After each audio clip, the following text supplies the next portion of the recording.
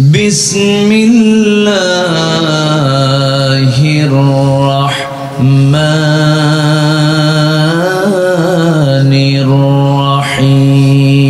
الرحيم أفمن يعلم أنما أنزل إليك من ربك الحق كمن هو أعمى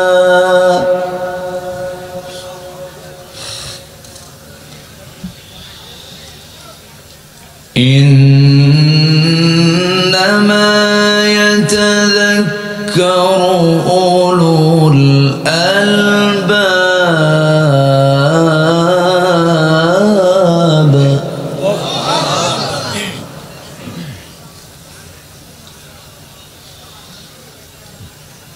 الذين يوفون بعهد الله ولا ينقضون الميثاق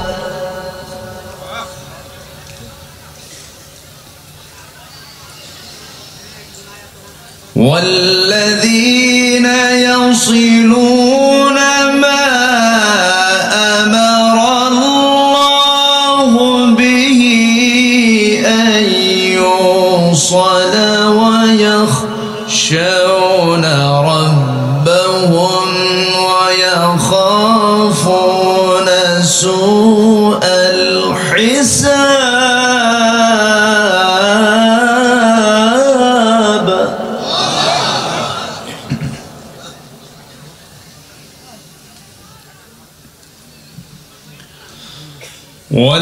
والذين صبروا ابتغاء وجه ربهم وأقاموا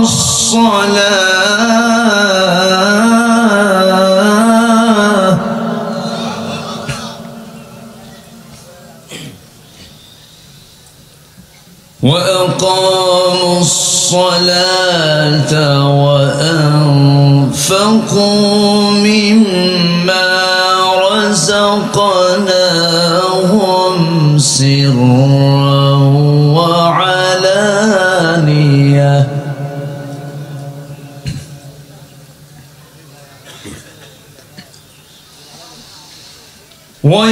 ويدرؤون بالحسنة السيئة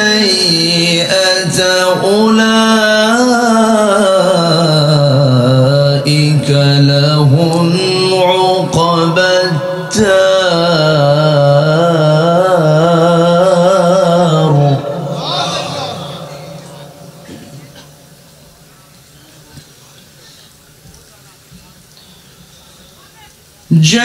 جنات عدن يدخلونها ومن صلح من آبائهم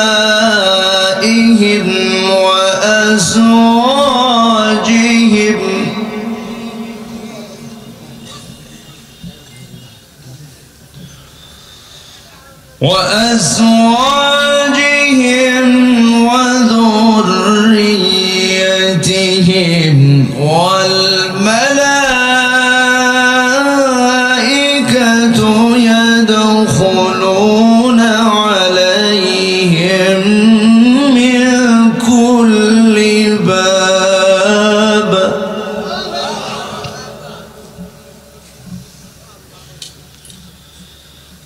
سلام عليكم بما صبرتم فنعم عقبى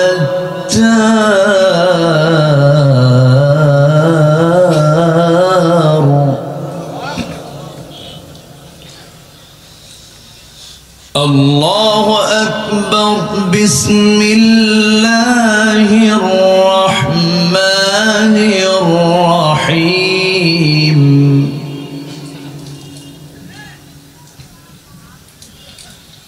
ইন্নাল্লাহা ওয়া মালাইকাতাহু ইউসাল্লুনা আলান নবী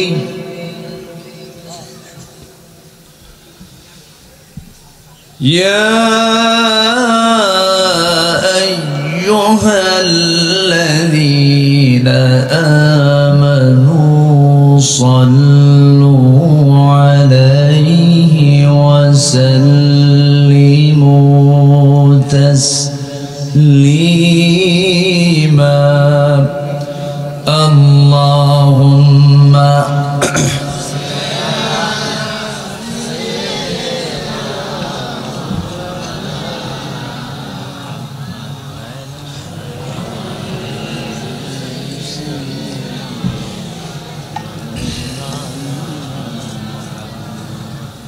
একটু মোহাম্মত দিয়ে নবীর প্রেমে মাতোয়ারা হয়ে জবান খুলে আওয়াজ দিয়ে সবাই বলুন আল্লাহুম্মা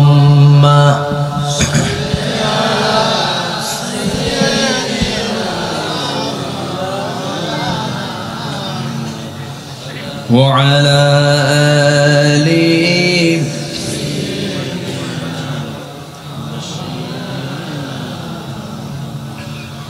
সবাই বলুন বালাগাল উলা বিকামালিহি কাশাফাত তুজা বিজামালিহি হাসনাত জামিউ খিসালিহি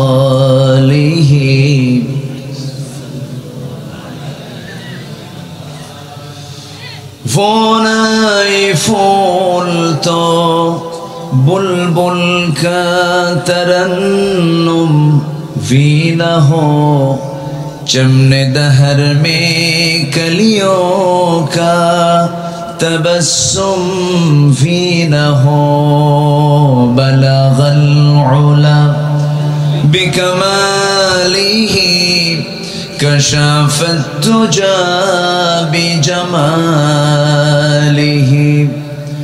حسنت جميع خصاله صلوا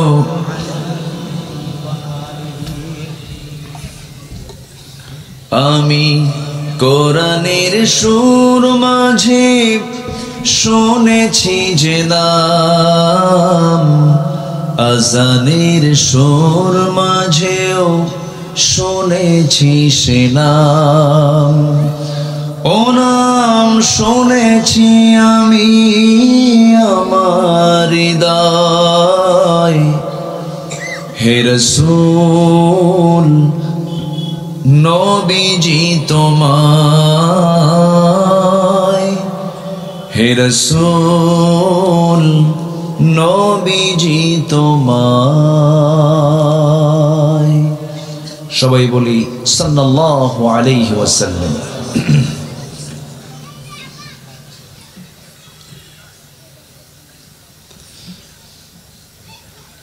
বৃহত্তর খুলনা অঞ্চলের ঝিনাইদহ জেলার মহেশপুর উপজেলার পোড়াদা গ্রামবাসী মাহফিল ইন্তেজামি কমিটি কর্তৃক আয়োজিত প্রথম বার্ষিকী তাফসীরুল কুরআন মাহফিল 2025 মহৎ আয়োজনের সম্মানিত সুযোগ্য সভাপতি জনাব আতাউর রহমান দুদু, সার্বিক তত্ত্বাবধান জনাব আলমগীর হোসেন, আজকের মাহফিলের বরেণ্য প্রধান অতিথি যাদবপুর ইউপির সম্মানিত সভাপতি জনাব আবুল কালাম আজাদ, আজকের মাহফিলের বরেণ্য অতিথিবৃন্দ, বিশেষ করে আমার পূর্বে কথা বলেছেন আমার অত্যন্ত কাছের, আমার স্নেহধন্য, আমার অনুজ, উদীয়মান তরুণ আলোচক। আমি তাকে খুবই স্নেহ করি, স্নেহধন্য মাহেদিয়া সম্মিলনী ফাজিল মাদ্রাসার সম্মানিত লেকচারার জনাব মাওলানা রবিউল ইসলাম, আজকের মাহফিলের সম্মানিত মেহমানবৃন্দ, হাজারাত উলামায়ে কেরাম, ফদলায়ে ইজম, সুশীল সমাজ, জাতির শ্রেষ্ঠ সন্তান, শিক্ষক মণ্ডলী, জাতির বিবেক, সাংবাদিক বৃন্দ, সামনে উপস্থিত, দূরে কাছের বিভিন্ন স্থান থেকে ছুটে আসা কালেমার ঝান্ডাবাহী, তাওহীদের পতাকাবাহী, দ্বীন ইসলামের নরসারদুল বীর মুজাহিদ, প্রাণ প্রিয় সম্মানিত দ্বীনি ভাইরা, আড়ালে বসে আছেন শ্রদ্ধেয়া সম্মানিতা মা বোনেরা, আলোচনার সূচনায় আনুষ্ঠানিকতার মধ্য দিয়ে আমার পক্ষ থেকে আবারও দিল খোলা সালাম, আসসালামু আলাইকুম ওয়া রাহমাতুল্লাহি ওয়া বারাকাতুহু। সবাই কেমন আছেন? আমাকে প্রশ্ন করে ফেলেছেন। আল্লাহ তাআলা আমাকে আপনার সাথেই তো বসে রেখেছেন, বলছি আলহামদুলিল্লাহ। মহান রব্বে করিমের শুকরিয়া যে আমরা একটা সুন্দর অনুকূল পরিবেশ, মুক্ত মন, মুক্ত চিন্তায় কোরআন মাহফিল শোনার সুযোগ পেয়েছি, বলি আলহামদুলিল্লাহ। সম্মানিত ভাইয়েরা, যিনি আমাকে আপনাকে এমন সুন্দর একটি আয়োজন, সুন্দর একটি পরিবেশ, সুন্দর একটি অবস্থা সৃষ্টি করে দিয়েছেন, সেই মহান জাল্লা শানুহুর দরবারে আমরা সবাই লাখ কোটি সেজুদ শুকর আদায় করি, মুহাব্বাতান বলে উঠছি আলহামদুলিল্লাহ। চিৎকার মেরে বলছি আলহামদুলিল্লাহ। সবাই বলি আল্লাহুম্মা ইন্নী আসআলুকা আল হুদা ওয়াত তুকা ওয়াল আফাফা ওয়াল গিনা। সবাই বলি আল্লাহুম্মা আইন্নি আলা যিকরিকা ওয়া শুকরিকা ওয়া হুসনি ইবাদাতিকা। আমরা আল্লাহ তাআলার শুকর আদায় করে নিলাম। সম্মানিত ভাই সব, যতক্ষণ আলোচনা হবে আমাকে সবাইকে সময় দিবেন শেষ পর্যন্ত ইনশাআল্লাহ। বলে নিলাম এজন্য 10টা পার হলেই এটা ক্লান্তি চলে আসে সবার, এটা ন্যাচারাল। রাত তো ইকো দরকার নাই, ইকো খুব কম রাখে না, এমনি সাউন্ড মেশিন ভালো, এরা যা আয়োজন করেছে মাইক ভালো, কিন্তু মাইকওয়ালার মুখে দাড়ি নাই, এটা একটু খারাপ। হ্যাঁ, আচ্ছা। তো যাই হোক,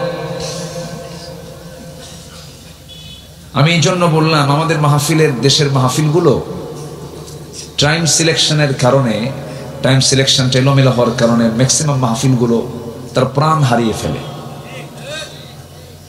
তো ঠিক তো সবই, কিন্তু ঠিক তো নাই কিছুই। আমার চট্টগ্রামের যে প্যারেড ময়দান, রবিউল ইসলাম বলতেছিল, চট্টগ্রামে এই মাহফিলটা আল্লামা সাইদ রাহিমাহুল্লাহ একটানা 29 বছর করেছেন। আরো 18 বছর উনি করতে পারতেন। আজকে 18 বছর পর শুরু হয়েছে মাহফিল, 5 দিন ব্যাপী। আলহামদুলিল্লাহ। আমি একদিন ছিলাম, এই নগণ্য গোলামকে তারা মেহমান বানিয়েছিলেন। আমি যদি উপযুক্ত না, তারা আমাকে আমন্ত্রণ করেছিলেন। আমি তো জানি আমার এলেম কালাম কদ্দুর, আমি আব্দুল্লাহ আমিন, আমি তো বুঝি আমার কি এলেম আছে, কিচ্ছু নাই। কিন্তু ওই যে ওই বাটখারার মতো ছোটবেলায় আব্বার সঙ্গে হাটে যেতাম, তো আগে তো ডিজিটাল মেশিনে মাপ হতো না, আগে হতো যে কি দিয়া, বাটখারা দিয়ে, দাড়ি পাল্লা দিয়ে। তো ওই বাটখারাগুলো রেখে দিতে, সাজায় রাখতো। সবচেয়ে বেশি ওজন যেটা, সেটা হলো, এই চেঞ্জ করেন না, যা ছিল তাই রাখেন, কি যেন করলেন আপনি। সম্মানিত ভাইয়েরা, না ভালো জিনিসটাকে আপনারা আবার ই করলেন কেন?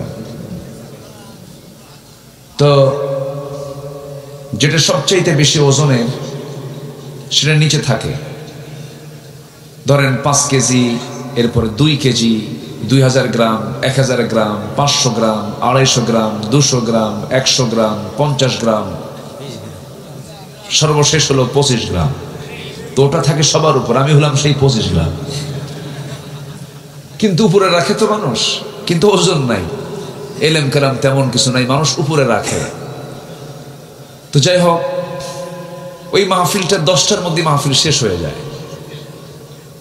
এটার সৌন্দর্য কেন?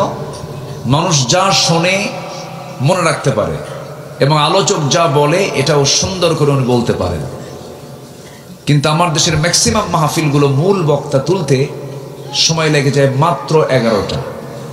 আজকে তো 1 ঘন্টা আগে উঠতে পারছি, বলি আলহামদুলিল্লাহ। মানে লেখা থাকে প্রধান বক্তা, কিন্তু মাহফিলে হয়ে যায় শেষ বক্তা, শেষ, কোনো কিছুই ঠিক থাকে না। যাই হোক, অনেক মাহফিলের চাইতে আমার এই মাহফিলটা আজকে আমার সাজানো গোছানো মনে হচ্ছে, বলি আলহামদুলিল্লাহ। সম্মানিত হাজিরিন, আমি সেখান থেকে কথা বলবো যেখান থেকে আমার অভ্যাস অনুযায়ী আমি তেলাওয়াত দিয়ে শুরু করেছি। সেই সূরাটি হলো সূরাতুর রাআদ। রাআদ মানে হলো বজ্রপাত। রাআদ মানে কি বলেন তো? বজ্রপাত। এর এলাকায় এলাকায় কি বলে এটা? ঠাটা। কি পড়ে? ঠাটা না? বাস পড়ে না? আচ্ছা, বাস পড়ে, ঠাটা পড়ে, আবার কিছু কিছু এলাকায় বলে দেয়ার ডাক, এরকম বলে। তো এটাকে আরবিতে রাআদ, বজ্রপাত, মেঘের ঘর্ষণে যে আওয়াজটা হয়, এই সূরার নামকরণ করা হয়েছে এই নামে। তো আমি, এটা হলো 13 নম্বর সূরা। কত নম্বর সূরা বলেন? 13 নম্বর সূরা। আমি সেখান থেকে কিছু কথা বলতে চাচ্ছি। এই পৃথিবীতে যারা বিবেকহীন তারা কোনোদিন দুনিয়া তো ভালো চলতে পারে না, আর বিবেকহীন লোক তো জান্নাত পেতেও পারে না, নাকি মনে করেন আপনারা? পৃথিবীর সবচেয়ে বড় রাডার হলো বিবেক, কমন সেন্স। কমন সেন্স যার আছে সে মানুষ, যার কমন সেন্স নাই সে কি মানুষ? হয়তো তার কোথাও একটা তার ছেঁড়া আছে, অথবা কোনো একটা সমস্যা, তখন সে বিবেকহীন হয়ে যায়। মানুষের বৈশিষ্ট্য হলো সে তার সতরটাকে ঢেকে রাখবে, নাভি থেকে হাঁটুর নিচ পর্যন্ত, মেয়েরা মাথা থেকে পা পর্যন্ত, এটা ঢেকে রাখা হচ্ছে তার মানুষের কাজ। কিন্তু আজকের সমাজে সতরটাও ঢাকে না। ওটা কি বিবেকবান না বিবেকহীন? বিবেকবান না বিবেকহীন? বিবেকহীন, কমন সেন্সই নাই। তো ইমানদার সবচাইতে বেশি বিবেকবান বলা হয়, যার মধ্যে ইমান থাকে সে বিবেকবান বলা হয়। আরবিতে এটাকে বলা হয় উলুল আলবাব। উলুল আলবাব। তো আজকে উলুল আলবাব কারা, বিবেকবান কারা আল্লাহর দৃষ্টিতে, আজকে আমি তাদের কিছু বৈশিষ্ট্য, 9টা বৈশিষ্ট্য আছে, আমি একটা একটা করে তুলে ধরবো। আমি 3 রাত নেব না, শুধু 1 রাত নেব। আমি 2013 সালে পাবনা জেলার দারুল আমান ট্রাস্ট আছেন, আমি একটানা সেখানে 3 দিন মাহফিল করেছি। 3 দিন, 4 বছর, 12টা মাহফিল, 12টা অধিবেশন আমি সম্পন্ন করেছি। তো এই ঐতিহ্য, এই ধারাবাহিকতা ইদানিং কেমন যেন একটা ভাটা পড়েছে, খালি ভাব, শুধু একটু মোটিভেশনাল কিছু মানে ধুমধাম কিছু কথাবার্তা বলে সাপা সুপা মেরেই সব হেরে যায় না। কোরআন শোনার জন্য আগে দরকার হলো সময়। আগে দরকার কি বলেন তো? টাইম দরকার, সময় নেই। একটা আলোচক যদি কথা বলতে পারেন একটানা একটা জায়গায় 2 দিন 3 দিন, সেখানে কিছু মানুষ নিতে পারে, আলোচকও কিছু দিতে পারেন, আর যারা শ্রোতা তারাও কিছু নিতে পারেন। এটা রূপ দিয়েছিলেন আল্লামা সাঈদ রাহিমাহুল্লাহ। তিনি কোথাও 1 দিন করতেন না, বেশিরভাগ জায়গায় মিনিমাম 2 দিন, 5 দিন পর্যন্ত তিনি একটা মাহফিলে তিনি আলোচনা করেছেন। বলি আলহামদুলিল্লাহ। আর আমাদের কত সমস্যা, 8 বিভাগে 8টা মাহফিল হবে, এই শেষ। আর আল্লামা সাঈদী একই জায়গায় 5 দিন একটানা মাহফিল করেছেন, মহিলা সমাবেশ সহ 6টা মাহফিল করেছেন। আমরা তো তার চাইতে বড় কিছু হই নাই, তাই না? যাই হোক, আসুন আমরা ধীরে ধীরে আলোচনার দিকে যাই। সেখান থেকে কথা বলবো যেখান থেকে আমি তেলাওয়াত দিয়ে শুরু করেছি। আমরা বিবেকহীন হব না বিবেকবান হব? বলেন বলেন। লুঙ্গি খুলে রাখবো না লুঙ্গি পরবো? যারা লুঙ্গি পড়ে না, যারা সতর ঢাকে না, ওটা কি কমন সেন্স আছে? এখনকার বাচ্চাগুলো দেখেন না প্যান্ট পরে, এখন যে প্যান্টগুলো পরে, প্যান্টগুলো নাভির নিচে না নাভির উপরে? কমন সেন্স আছে? আজ থেকে কমন নাই। হাঁটুর নিচে, হাঁটুতে ফাটা, দুই হাঁটু কি ফাটা, আর প্যান্ট পরে হচ্ছে নাভির নিচে, এত নিচে পড়ে সীমান্ত বর্ডার, যে কোনো মুহূর্তেই অঘটন ঘটতে পারে। এই হলো কমন সেন্সের অভাব। রুচির বিকৃতি হয়ে গেছে আজকে। মেয়েদের মাথার চুল কালোই তো মানায়, সেই মাথার চুলগুলো এখন কি কালো আছে? বানায় দিছে লাল টকটকা, মানে ছাগল কালার, ভেড়া কালার, ভেড়া ভেড়া ভেড়া মডেল। বলেন কমন সেন্স থাকলে কি এই বিকৃত এই চিত্র কি চিত্রায়িত করতে পারে কোনো মানুষ? না। তো এইগুলো হচ্ছে কমন সেন্সের বিষয়। আল্লাহ পাক বলছেন উলুল আলবাব কারা, তোমরা আমার থেকে জেনে নাও, আর এদের জন্য আমি আল্লাহ জান্নাত রেখে দিয়েছি। জোরে বলি সুবহানাল্লাহ, আর জোরে বলি সুবহানাল্লাহ। কোরআন আল্লাহ পাক দিয়েছেন আলো, মনে আলো করে, কি করে দিয়েছেন বলেন তো? আলো, আলো। কোরআনটা কি বলেন তো? আলো। কোরআন মানলে আলোকিত হব আমরা। কোরআন হচ্ছে আলো, আর কোরআন মানলে আমরা কি হয়ে যাব? আলোকিত হয়ে যাব। আল্লাহ রাব্বুল আলামিন বলেন আলিফ লাম রা কিতাবুন আনজালনাহু ইলাইকা লিতুখরিজান নাসা মিনায-যুলুমাতি ইলান নূর। হে রাসূল, আমি আপনার প্রতি যে কিতাবটা নাজিল করেছি, এই কিতাব নাজিলের উদ্দেশ্য হলো আপনি যেন এই কিতাব দিয়ে অন্ধকারে নিমজ্জিত জাতিকে যেন আলোর দিকে নিয়ে আসতে পারেন। জোরে বলি সুবহানাল্লাহ। আল্লাহ তাআলার পদ্ধতি হলো তিনি কোরআন যে নাজিল করেছেন, প্রথমে কোরআন সম্পর্কে আগে ধারণা দিয়েছেন। ও পৃথিবীবাসী, কোরআন যখন পড়তে যাবে কখনো ভাববে না সচরাচর অন্য কোনো বইয়ের মতো বই এটা না, সম্পূর্ণ ভিন্ন, এটা একটা কিতাব। এই সূরার শুরুতে আল্লাহ রাব্বুল আলামিন আগেই কিতাবের ব্যাপারে বলেছেন আলিফ লাম মিম রা তিলকা আয়াতুল কিতাবি ওয়াল্লাযী উনজিলা ইলাইকা মির রাব্বিকাল হক ওয়ালাকিন্না আকসারান নাসি লা ইয়ালামুন। জোরে বলুন আল্লাহু আকবার। আমার বন্ধুগণ,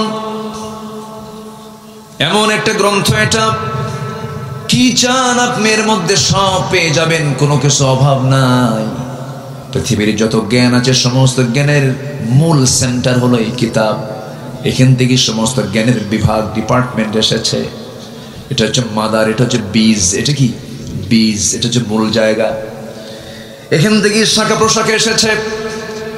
এই যে বিমান তৈরি হয়েছে, সূরা ফিলকে রিসার্চ করে যারা পারেন ঠোঁট মিলিয়ে বলুন আলাম তারা কাইফা ফাআলা রাব্বুকা বিআসহাবিল ফিল আলাম ইয়াজআল কাইদাহুম ফি তাদলিল ওয়া আরসালা আলাইহিম তায়রান আবাবিল। আল্লাহর বিমানের নাম কি বলুন? আরো জোরে বলেন। তয়ের মানে হলো বিমান। তয়ের মানে কি? আর তয়ের যেখানে মাতার মানে হলো বিমান বন্দর, মাতার মানে বিমান বন্দর, মাতার। আমার বন্ধুগণ, আবার বোমা হামলা কেমনে করে সূরা ফিলের মধ্যে আছে তারমিহিম বিহিজারাতিম মিন সিজিল। ওই বিমান থেকে, আবাবিল থেকে, সেখান থেকে দুটা করে বোমা, সিজিল নামক বোমা নিক্ষেপ করা হয়েছিল ওই বাদশাহ আব্রাহার হাস্তি বাহিনীর উপরে, যে আল্লাহর ঘর কাবা ভাঙতে গিয়েছিল। কত আগের কথা, কত আগের ঘটনা। রাসূলকে লক্ষ্য করে বলছেন আলাম তারা কাইফা, আপনি কি লক্ষ্য করেছেন? আপনি কি দেখেন নাই? আপনার প্রভু আসহাবুল ফিলদের সঙ্গে কেমন আচরণ করেছেন। আপনি টেনশন করবেন না, সে আল্লাহ আমি আছি, যতই ষড়যন্ত্র করুক না কেন আমি আপনাকে বিজয় দিয়ে দেব। জোরে বলেন সুবহানাল্লাহ। সব কিছু এর মধ্যে আছে। আমি খুলনায় আসলে আমার কাছে একটা লোভনীয় জিনিস মনে হয়, রবিউল ব্যবস্থা করে দিবা, মধু দরকার। মধু মধু কি দরকার? খুলনা মানে কি বলে, কিসের জায়গা? খুলনায় কি আছে বলেন? কোন বন? সুন্দরবন। গোটা পৃথিবীর আশ্চর্য যত জিনিস আছে দেখার মতো, সুন্দরবন হলো গোটা পৃথিবীর একটা সুন্দরতম জায়গা। যেরকম সুবহানাল্লাহ। হরিণ আছে, আছে না? বাঘ আছে। হরিণ আছে যেখানে, বাঘ আছে সেখানে। বিশ দিনে হয় না এবছর মধু। মধুটা হচ্ছে আমার আল্লাহ তাআলার স্পেশাল ওষুধ কোম্পানি। সুবহানাল্লাহ বলবেন না? আর এই ওষুধ কোম্পানির ডিপার্টমেন্ট আল্লাহ কোনো মানুষকে দেন নাই, দিয়েছেন হলো একটা ছোট্ট প্রাণী যার মুখে হুল ফুটায়। কি নাম? মৌ মাছি। সব মাছি না, কিন্তু কিছু কিছু মাছি পায়খানা তো পড়ে, ওগুলো না। আমরা হব মৌমাছি। জোরে বলি ইনশাআল্লাহ। আমরা কি মাছি হব? মৌমাছি। আমরা আলু হব না, আমরা হব যে আলু মিষ্টি, শুধু সিদ্ধ করেই খাওয়া যায়, মিষ্টি আলু। আর গোল আলু ও ভর্তাও খায়, তরকারিতেও খায়, কি সব জায়গায় চলে। গোল আলু হওয়া যাবে না, আমরা মিষ্টি আলু হব। মাছি হব না, আমরা মৌমাছি হব। জোরে বলি ইনশাআল্লাহ। মৌমাছিকে আল্লাহ পাক এই ওষুধ কোম্পানির দায়িত্ব দিলেন। ওষুধ ফ্যাক্টরি, কোম্পানি তো না, আল্লাহ তো কোম্পানি না, এটা আনলিমিটেড। দেখেন আমার আল্লাহ আমাকে কত ভালোবাসেন। দেখেন রোগ দিয়েছেন কে? তিনি কি ওষুধ দিতে পারেন না? ওষুধও দিয়েছেন তিনি, ওষুধও তিনি। এমন কোন রোগ নেই যে রোগের ওষুধ নাই। আল্লাহু আকবার বলেন। যদি মানুষ এই ওষুধগুলোকে নষ্ট না করতো, কোনো ওষুধ লাগতো না তো। আমার বন্ধুগণ, প্রসঙ্গ যখন চলে এলো একটু মনোযোগ সহকারে সবাই শুনুন। মৌমাছি আল্লাহ রাব্বুল আলামিন এর মধ্যে 114 সূরা দিয়েছেন। 114 সূরা দিয়েছেন। 114 সূরার মধ্যে অন্যতম একটা সূরা হলো সূরাতুন নাহাল, মৌমাছি। তাহলে একটা প্রাণীর নামে সূরা মানে কি? অবশ্যই এই প্রাণীর কিছু রহস্য আছে। আচ্ছা, আমার আলোচনায় কি কষ্ট হচ্ছে নাকি আপনাদের? অনেকে আবার গরম কিছু শুনতে আসে, হুজুর একটু হাসিনাকে গালি দেন। সে তো চলেই গেছে, ওরে নিয়ে এত কথা বলার দরকার আছে নাকি? কিছু কিছু জায়গায় এসে খালি গরম, জিহাদি আছে না, এরকম আছে না? আছে না? এত বলার দরকার নাই তো। আমরা এতটুকু শুধু বলি, যারা এগুলো করেছেন অপকর্মগুলো, আলেমদেরকে যারা মেরেছেন, জেল খাটিয়েছেন, তওবা করে ফিরে আসেন, আমরা মাফ করে দেব। কিন্তু ষড়যন্ত্র করবেন, হুল ফুটায় দেব। কিন্তু এখন সুযোগ আমাদের। ওরা এতদিন তালিকা করেছে, এখন আমাদের তালিকা করার সময় এসেছে। আমরা আপনাদের চরিত্র নিয়ে চলি না, আমাদের দিল এত ছোট না। আমার নবীজি মক্কা বিজয়ের দিন তিনি বললেন, সবাইকে মাফ করলাম, 17 জন মাফ হবে না। এর মধ্যে একজন হলো ইকরামা ইবনে আবু জেহেল। আবু জেহেলের ছেলে ইকরামা, সে সব যুদ্ধে নবীর বিরুদ্ধে অংশগ্রহণ করেছে। রাসূল ওকে মাফ করবো না, ওকে শেষ করলা তোমরা। রাসূল বলে দিলেন, আমার দেশেও কিছু ক্ষমার অযোগ্য কিছু আসামি আছে, ওদের কোনো ক্ষমা নাই। খেলা হবে না, পালাইছো কেন? ঠিক কিনা? কি ঠিক কিনা? হুজুর সব তাল ঠিক আছে, এত ভুল হওয়ার দরকার, মানে এত চিন্তার দরকার নাই, সময় মতো সব ছাড়বো ইনশাআল্লাহ। জোরে বলি ইনশাআল্লাহ। বসেন। ওরা আমাদেরকে মেরে ফেললো, আর আমরা কিছু কথা বলতে পারবো না? কি কথা বলার দরকার আছে না নাই? আচ্ছা, সম্মানিত ভাইয়েরা, মৌমাছি এটা এমন একটা প্রাণী, আল্লাহু আকবার, আল্লাহু আকবার। এই প্রাণীকে রিসার্চ করে মোবাইল তৈরি হয়েছে। আলহামদুলিল্লাহ বলবেন না? মানে কোরআন তো একটা গবেষণার কিতাব, তো এটা জাস্ট অনুমান আন্দাজ করে কথা বলা নয়। কোরআন হচ্ছে রিসার্চের কিতাব। এটা মৌমাছি যে কত বড় একটা ডিপার্টমেন্ট, আল্লাহ তাআলা নিজে বলতেছেন যে মধু এমন একটা আমি তোমার জন্য পানীয় করে দিয়েছি যেটা জান্নাতেও পাবা। সুবহানাল্লাহ বলবেন না? এবং দুনিয়াতে দিচ্ছি, এটা পৃথিবীর কোনো মানুষকে এটা দিয়ে আমি বানাচ্ছি না, আমি বানাচ্ছি মৌমাছিকে দিয়ে। আল্লাহু আকবার বলেন। এটা খাও, ক্যান্সার ভালো হয়ে যাবে। এটা খাও, তোমার হাই প্রেশার বন্ধ হয়ে যাবে। এটা পান করো, মৃত্যু রোগ ছাড়া সব রোগের ঔষধ আমি এর মধ্যে ঢুকায় দিয়েছি। কার কথা বলেন? কার কথা? এটা শোনেন, মনোযোগ দিয়ে কথাগুলো শুনবেন, কাজে লাগবে। দেখেন আমার বন্ধুগণ, এই মৌমাছিকে নিয়ে, মৌচাক নিয়ে শতকের বড় শতক হাজারো গবেষণা করেছে মানুষ। সর্বশেষ 1973 সালে অস্ট্রিয়ান একজন বিজ্ঞানী কার্ল ভন ফ্রিচ মৌমাছির জীবন চক্র নিয়ে গবেষণা করে তিনি নোবেল পুরস্কার পর্যন্ত পেয়েছেন। তিনি এই বিষয়ে একটা বইও লিখেছেন যার নাম হলো দ্য ড্যান্সিং বিজ। তিনি সর্বপ্রথম ফটোগ্রাফির মাধ্যমে প্রমাণ করে দেখিয়েছেন মূলত ফিমেল ওয়ার্কার বি, অর্থাৎ স্ত্রী মৌমাছিগুলো মধু সংগ্রহ করে এবং মৌচাকের ডিপার্টমেন্ট তার হাতে থাকে। পুরুষ মৌমাছি না, স্ত্রী মৌমাছি, রানী মৌমাছি। আল্লাহ 1000 বছর আগে রানী মৌমাছির কাছে ওহী নাজিল করেছেন, ওহী দিয়েছেন, সংবাদ দিয়েছেন। কি বলেছেন? وَأَوْحَى رَبُّكَ إِلَى النَّحْلِ أَنِ اتَّخِذِي مِنَ الْجِبَالِ بُيُوتًا وَمِنَ الشَّجَرِ وَمِمَّا يَعْرِشُونَ। জোরে বলুন আল্লাহু আকবার। এখানে যারা আলেম ওলামা আছেন, আনিত্তাখিদি মুয়ান্নাসের সিগা, পুরুষ মৌমাছিকে মহান রব্বুল আলামিন ওহী দেন নাই। বলছেন, হে মৌচাকের রানী মৌমাছি, তুমি পাহাড়ে গাছের ডালে সুন্দর করে মৌচাক বানাও, ঘর বানাও, সেখানে মধু সংগ্রহ করো। জোরে বলি সুবহানাল্লাহ। 1 2 হলো, ওই বিজ্ঞানী প্রমাণ করেছেন যখন কোনো কর্মী মৌমাছি নতুন ফুলের বাগান বা উদ্যান খোঁজে, সেই সময় স্বর্ণ মৌমাছির সঠিক পথের দিক নির্দেশনা দিয়ে দেয়। এই নাচের নাম দিয়েছেন ওয়াগল ড্যান্স, যা পৃথিবী জুড়ে সাড়া ফেলে।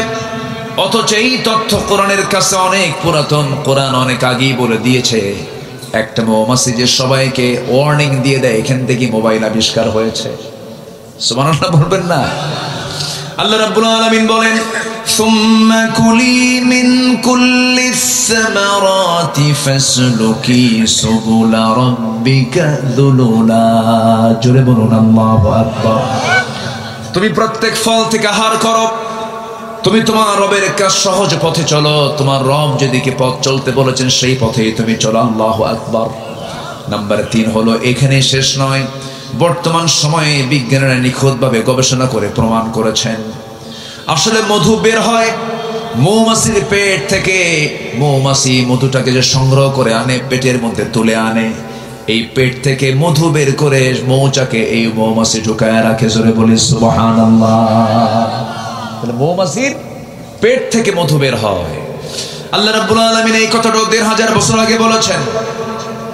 আল্লাহ রাব্বুল আলামিন বলেন, يخرج من بطونها شراب مختلف ألوانه فيه شفاء للناس إن في ذلك لآية لقوم يتفكرون। জোরে বলুন আল্লাহু আকবার। আমার ভাইরা, এই মধুতে মহান রব্বুল আলামিন কত নিয়ামত রেখে দিয়েছেন। একটা আশ্চর্যজনক বিষয় হলো, 1 পাউন্ড মধু বানাতে এখানে 1 কেজি মধুর দাম কত? 1200 টাকা, 1500 টাকা নয়, 2000 টাকাই ধরেন, ঠিক আছে। কিন্তু 1 পাউন্ড মধু বানাতে 550 মৌমাছিকে প্রায় 20 লাখ ফুলে ভ্রমণ করতে হয়। সেখানে একটা কর্মী মৌমাছিকে 80,000 কিলোমিটার পথ অতিক্রম করতে হয়। অন্য একটা গবেষণার তথ্য মতে জানা যায় প্রায় 14.5 লাখ কিলোমিটার পথ অতিক্রম করলে পরে 1 পাউন্ড মধু সংগ্রহ করা হয়। জোরে বলি সুবহানাল্লাহ। 14 লাখ কিলোমিটার মানে হলো গোটা পৃথিবীকে 3 বার প্রদক্ষিণ করা যাবে। এত ডিস্টেন্স ঘুরে ঘুরে 550টা মৌমাছি 1 পাউন্ড মধু তৈরি করতে পারে। জোরে বলে সুবহানাল্লাহ। মাত্র কত কেজি? 1200। হিসাব তো নাই আমাদের কাছে। আল্লাহু আকবার বলবেন না? যদি এটাকে হিসাবে নেওয়া হয় কোটি কোটি টাকা দাম হওয়ার কথা ছিল। কিন্তু সেই সুন্দরবনের মধু সুন্দরবন থেকে আসতে আসতে সুন্দর থাকে না, অসুন্দর হয়, অসুন্দর হয়ে যায়। কিন্তু সে অসুন্দর করলো যারা, আমি তো মনে করি তাদের ফাঁসি হওয়া দরকার। কি 14.5 লক্ষ কিলোমিটার সফর করে 1 পাউন্ড মধু মৌমাছি বের করে আনে মানুষের জন্য। আবার ওই মৌচাকের মুখে থাকে হলো পুলিশ মৌমাছি, অ্যাডমিনিস্ট্রেশন চালায় তারা। কোন কর্মী মৌমাছি যখন ভিতরে ঢুকতে নিয়ে মধু ঢুকাতে নিয়ে যখন তার পায়ের মধ্যে কোনো জার্ম থাকে, ময়লা থাকে, এই পুলিশ মৌমাছির কাজ হলো অস্ত্র নিয়ে তারা দাঁড়ায় থাকে 4-5টা একসঙ্গে। ওই একটাকে ধরে কামড় মেরে মেরে ফেলে দিয়ে বলে, খবরদার, আল্লাহ ওহী নাজিল করেছেন কোন জার্ম এই মৌচাকের মধ্যে ঢুকানো যাবে না। আল্লাহ আছে? আমারে তাকায় আল্লাহ, আল্লাহ আমারে দেখেন, আল্লাহ আমারে দেখেন, দেখেন। আমার বন্ধুগণ, আবার এই মৌচাকের ভিতরে পরিমিত তাপমাত্রা থাকতে হবে। স্বাভাবিক তাপমাত্রা থাকলে পরে মৌমাছিগুলো মধুগুলো ঠিক থাকবে, নচেত নষ্ট হয়ে যাবে। এর একটা মেজারমেন্ট আছে, 35 ডিগ্রি সেলসিয়াস। কত? এখানে আমরা এখন তাপমাত্রা কত দেখো তো মোবাইলে, কত ধরেন এখন আছে হয়তো বা 18 থেকে 20 ডিগ্রি সেলসিয়াস তাপমাত্রা আমরা আছি। এই সময় কোন মৌচাকের ওই মধুগুলো সংরক্ষণ করার জন্য যদি এরকম কম তাপমাত্রা থাকে, সেই সময় ওই মৌমাছিগুলো ব্যস্ত হয়ে পড়ে। কেমন করে ব্যস্ত হয়? যদি কমে যায় 30 ডিগ্রিতে যদি নেমে আসে, তখন মৌমাছিগুলো সবাই একত্রিত হয়ে তাদের ডানাগুলো ঝাঁপিয়ে তাপমাত্রা বৃদ্ধি করে। আবার যদি কখনো তাপমাত্রা বেড়ে যায়, সেই সময় ওই পাখাগুলোকে উল্টা দিকে ডানা ঝাপটায় মৌচাকের তাপমাত্রা ঠান্ডা করে। জোরে বলে সুবহানাল্লাহ। এই সেই রব যিনি এরকম করে প্রত্যেকটা জায়গায় আমার আপনার খেদমতের জন্য সব কিছু নিয়োজিত রেখেছেন। জোরে বলি সুবহানাল্লাহ। বাড়ির গাভীর দিকে তাকায় দেখেন, গাভী কি খায়? ঘাস। গাভী কি খায়? ঘাস। এটাকে প্রসেস করে সাদা দুধ কে বানায় দেন? আসতে বলে কে বানায় দেন? খাইতো হুঁশ পাই না, খাইতো কিন্তু হুঁশ পাই না। আমার বন্ধুগণ, সেই মহান রব্বুল আলামিন বলছেন, বান্দা বিবেকহীন হইস না, আমারে ভুলে যাস না। সবাইকে ভুলে গেলে ও তোর লস হবে না, কিন্তু আমাকে ভুলে গেলে তোর মহা লস হয়ে যাবে। দুনিয়ার কাউকে ভুলে গেলে কোনো যায় আসে না। কে বলেছে আমার আপন বাবা? কে বলেছে? মা বলেছে আপন? কে বলেছেন? ভাই বলেছে আপন? কে বলেছে ভাই আপন? কেউ তো আমার আপন না। সন্তান আমার আপন না, এখন মরে যাব, সব আমার জন্য পর হয়ে যাবে। কিন্তু যিনি কখনো আমার আপন থেকে দূরে যাবেন না, যিনি আমাকে ছেড়ে যাবেন না, যিনি আমাকে ভুলে যাবেন না, যিনি আমাকে কখনো ভুলতে পারেন না, তিনি আমার কে? জোরে বলেন, তিনি আমার কে? কিন্তু আমরা বড় অকৃতজ্ঞ, আমরা আল্লাহকেই ভুলে থাকি সবার আগে।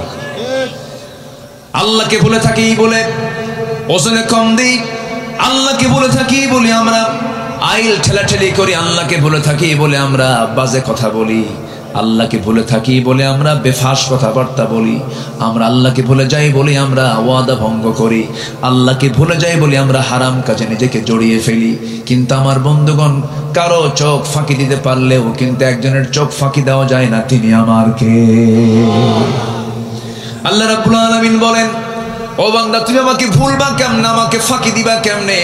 ওয়ায়ালামু খাইনাতাল আ'য়ুনি ওয়া মা তুখফিস সুদূর। তোমার চক্ষু কি খেয়ানত করলো? তোমার অন্তরে তুমি কি দানা বেঁধেছো? কি চিন্তা করতেছো? পৃথিবীর কেউ না জানলেও আমার আল্লাহর কুদরত সঙ্গে সঙ্গে তা জেনে যায়। জোরে বলে সুবহানাল্লাহ। অতএব আমরা স্মরণ করব সবচেয়ে বেশি কাকে? আসতে বলবেন না, কাকে? আমার বন্ধুগণ, হয়তো দেখতে একটু সাদা দেখা যায় মানুষকে, কিছু মানুষকে কালো দেখা যায়, কিন্তু চামড়ার নিচে সব ভিন্ন রকম না একরকম? আজ থেকে ভিন্ন রকম না একরকম? দেখেন না রবিউল কত দেখতে সুন্দর, একদম ইউসুফ আলাইহিস সালামের মতো চেহারা, তাই না? কি সুন্দর চেহারা। বলি আলহামদুলিল্লাহ, মাশাআল্লাহ। গোশত আছে গায়ে, আমার তো কয়েকশোটা গোশত গায়ে, গোশত টোশতও নাই। কিন্তু আমরা যা দেখি বাইরে একটু সুন্দর দেখা যায়, সুন্দর চামড়া, কিন্তু আল্লাহ রাব্বুল আলামিন সব সমান করে দিয়েছেন। চেহারা বাহ্যিক ভাবে এরকম হয়তো একটু কম বেশি করেছেন, কিন্তু আল্লাহর সৃষ্টি সবই সুন্দর। আমার এক বন্ধু খুব সুন্দর চেহারা ছিল, তার বউটা কালো। শুনেছি বউটা নাকি তার কালো। বললাম বন্ধু এত সুন্দর চেহারার তুমি লোক, তোমার বউটা নাকি কালো। বন্ধু তুমি বুঝবে না, আমার চোখে দারুণ সুন্দর। আলহামদুলিল্লাহ বলবেন না? আমার চোখে দারুণ সুন্দর। আমি সৌদি আরবে বছর 10 আগে মদিনা মসজিদ নববীর সামনে, রাসূলের রওজার সামনে আমি হাঁটতেছি একা একা, নবীর কবর দেখছি আর হাঁটতেছি। রাসূল আমার আলো আশা, রাসূল আমার ভালোবাসা, রাসূল আমার প্রেম বিরহের মূল আলোচনা, রাসূল আমার কাজে কর্মে অনুপ্রেরণা। রাসূলকে স্বপ্নে দেখবেন ভাই? দেখতে রাজি আছেন? সবাইকে দেখতে রাজি আছেন? অবশ্যই দেখবেন, অবশ্যই দেখবেন। একটু ভাবতে হবে, একটু কি করতে হবে? ভাবতে হবে। ভাবলেই দেখা যায়, ভাবলেই দেখা যায়, দরুদ পড়লেই দেখা যায়। তো আমি হাঁটতেছি, রাসূলের রওজার আশপাশ দিয়ে হাঁটতেছি, হঠাৎ করে সামনে একটা লোক ধরা পড়লো, নাইজেরিয়ান একজন নিগ্রো কালো কুসকুসে মানুষ, অনেকগুলো মানুষ সেখানে। তো আমি লম্বায় প্রায় 71 ইঞ্চি আমি লম্বা, মানে 5 ফুট 11 ইঞ্চি আমার ওজন, মানে হাইট। তো আমি নিজেই ভাবি আমি মনে হয় বেশি লম্বা মানুষ, 6 ফিট মানুষ প্রায় তো কমই পাওয়া যায়। এদিকে আমার হাইটও 71 ইঞ্চি, আবার ওজনও 71 কেজি। তা আমি ওনার দিকে তাকায় দেখি আমার চাইতে মনে হলো সে ফুট 1.5 বড় হবে, 7.5 ফিট উঁচা লম্বা। আমি তার কোমরের কাছে পড়ে আছি, আমি এরকম করে চাই আছি। এত কালো, তাও চকচকা কালো। কি কালো বলেন তো? চকচকা কালো একদম, মানে দাঁত ছাড়া কিছু দেখা যাচ্ছে না, শুধু একটাই সেখানে শুধু সাদা দেখা যায়, সেটা কি? দাঁত। একদম কালো, ঘন কালো। মাথার চুলও কালো, চুলের সাথে চামড়া মিলে গেছে একদম। সে চুলগুলো আবার খাড়া খাড়া শক্ত, গুনার মতো। গুনা বোঝেন তো? গুনার মতো শক্ত। তো আমি তাকে দেখেই আমি বললাম, মিনাইনা জিতা ইয়া আখি, আমার ভাই আপনি কোন জায়গা থেকে আসছেন, আপনার বিলাদ দেশ কোথায়? বলল আফ্রিকা, নাইজেরিয়া। তো বললাম যে ভালো আছেন তো? হ্যাঁ ভালো। তো আমি আমার দিকে বারবার চেয়ে আছে, আমি কি যেন বলবো তাকে, সে আমার দিকে চেয়ে আছে। তো আমি তাকে বললাম যে এই যে সুন্দর সুন্দর মিশরি, ইরান, ইরাক, আরব, এরা এত সুন্দর, আমেরিকার মানুষ, তারপরে পশ্চিমের মানুষ, ইউরোপের মানুষ, এত সুন্দর সাদা চামড়া, এত সুন্দর দেখতে, এগুলোর চেহারার দিকে যখন আপনি তাকান তখন কি আপনার খারাপ লাগে না? তখন সে আমার দিকে তাকায়া একটা মুচকি হাসি মেরে, সে তো সবার চাইতে উঁচা, তো 7.5 ফিট উঁচা প্রায়, নখ এরকম মোটা নখ, এই শাল আঙ্গুলটা এত মোটা, আমার কবজি এত মোটা না, এরকম মোটা নখ নিয়ে উঁচা করে বলতেছে, এগুলো কোনো চেহারা হলো? চেহারা তো আমার। কি কথা কি বুঝতেছেন আপনারা? বলছে এগুলো কোনো চেহারা হলো নাকি? এগুলো শুধু গলায় ধরবো আর একটা চাপ দেব, শেষ। আল্লাহু আকবার বলেন। এরপরে বললাম, আচ্ছা আপনাদের কাছে পছন্দের, বিয়ের জন্য পছন্দের পাত্রী, আপনারা কোন ধরনের পাত্রী পছন্দ করেন? বলে যে আমাদের ভিতরে কালোর মধ্যেই কিছু সুন্দর আছে, যেগুলো তেল তেলা সুন্দর, আমরা এদেরকে খুব পছন্দ করি। দেখেন আল্লাহ তাআলা চুজ, পছন্দটাও আল্লাহ পাক ভিন্ন করে দিয়েছেন। এটা কে করে দিয়েছেন? কে করে দিয়েছেন? আল্লাহ করে দিয়েছেন। আল্লাহ রাব্বুল আলামিন শুধু বাহ্যিকটা এরকম করে দিয়েছেন, কিন্তু ভিতরটা সব সমান। আমাদের দেহে যে ডিএনএ আছে, যে ডিএনএ এখন টেস্ট করা হয়, আজ থেকে 200 বছর আগে ডিএনএ মানুষ বুঝতো না। যারো সন্তান প্রমাণ করার কোনো কথা ছিল না, মা যতক্ষণ না বলতো যারো সন্তান প্রমাণ হতো না। কিন্তু এখন যারো সন্তান প্রমাণ হওয়ার সুযোগ আছে না নাই বলেন? আছে, ডিএনএ টেস্ট করলেই সব ধরা পড়ে যায় কার বাচ্চা এটা, কার সন্তান এটা, কার সন্তান সে পেটে লালন করেছে, কে কোথায় অবৈধ করেছে। আজকে সব কিছু বিজ্ঞান প্রমাণ করেছে সে ডিএনএটা, এই ডিএনএ তার মোট দৈর্ঘ্য হলো 2000 কোটি কিলোমিটার লম্বা। জোরে কোন আল্লাহু আকবার। 2000 কোটি কিলোমিটার লম্বা একটা ডিএনএ যদি এত দৈর্ঘ্য হয়, পৃথিবী থেকে সূর্য পর্যন্ত প্রায় 50 বারেরও বেশি বার ঘুরে আসা যাবে। এত দীর্ঘ একটা মানুষের ডিএনএ এর পরিমাণ, লম্বার পরিমাণটা এটা। ডিএনএ তে আল্লাহ রাব্বুল আলামিন এত তথ্য দিয়েছেন, যদি এনসাইক্লোপিডিয়ার সমান 900টা খণ্ড বিশালাকার বই হবে তবুও লেখা শেষ হবে না। আমাদের দেহে যে সবচেয়ে ক্ষুদ্রতম অংশ হলো কোষ, এই কোষের সংখ্যা হলো 37.2 ট্রিলিয়ন। কেউ তো আল্লাহু আকবার বললেন না। মানব দেহ কোষের সংখ্যা হলো 37.2 ট্রিলিয়ন একটা মানুষের। সেন্সরি রিসেপ্টর আছে হলো 110 মিলিয়ন, লোহিত রক্ত কণিকা আরবিসি আছে হলো 30 ট্রিলিয়ন। শুধুমাত্র মস্তিষ্কের নিউরন সংখ্যা হলো 100 বিলিয়ন। আল্লাহু আকবার বলেন। কয় মানুষের কথা বলতেছি? এক মানুষ। শুধু চামড়ার নিচের অংশ, কিন্তু এগুলো চামড়া নিচের অংশ। অসমান না সমান? সমান। মানুষের দেহে যে রক্ত আছে, এই রক্তের আবার ভেসেল আছে, এর ব্লাড ভেসেল আছে। সেই ব্লাড ভেসেলটা হলো 42 বিলিয়ন, যা 97,000 কিলোমিটার লম্বা।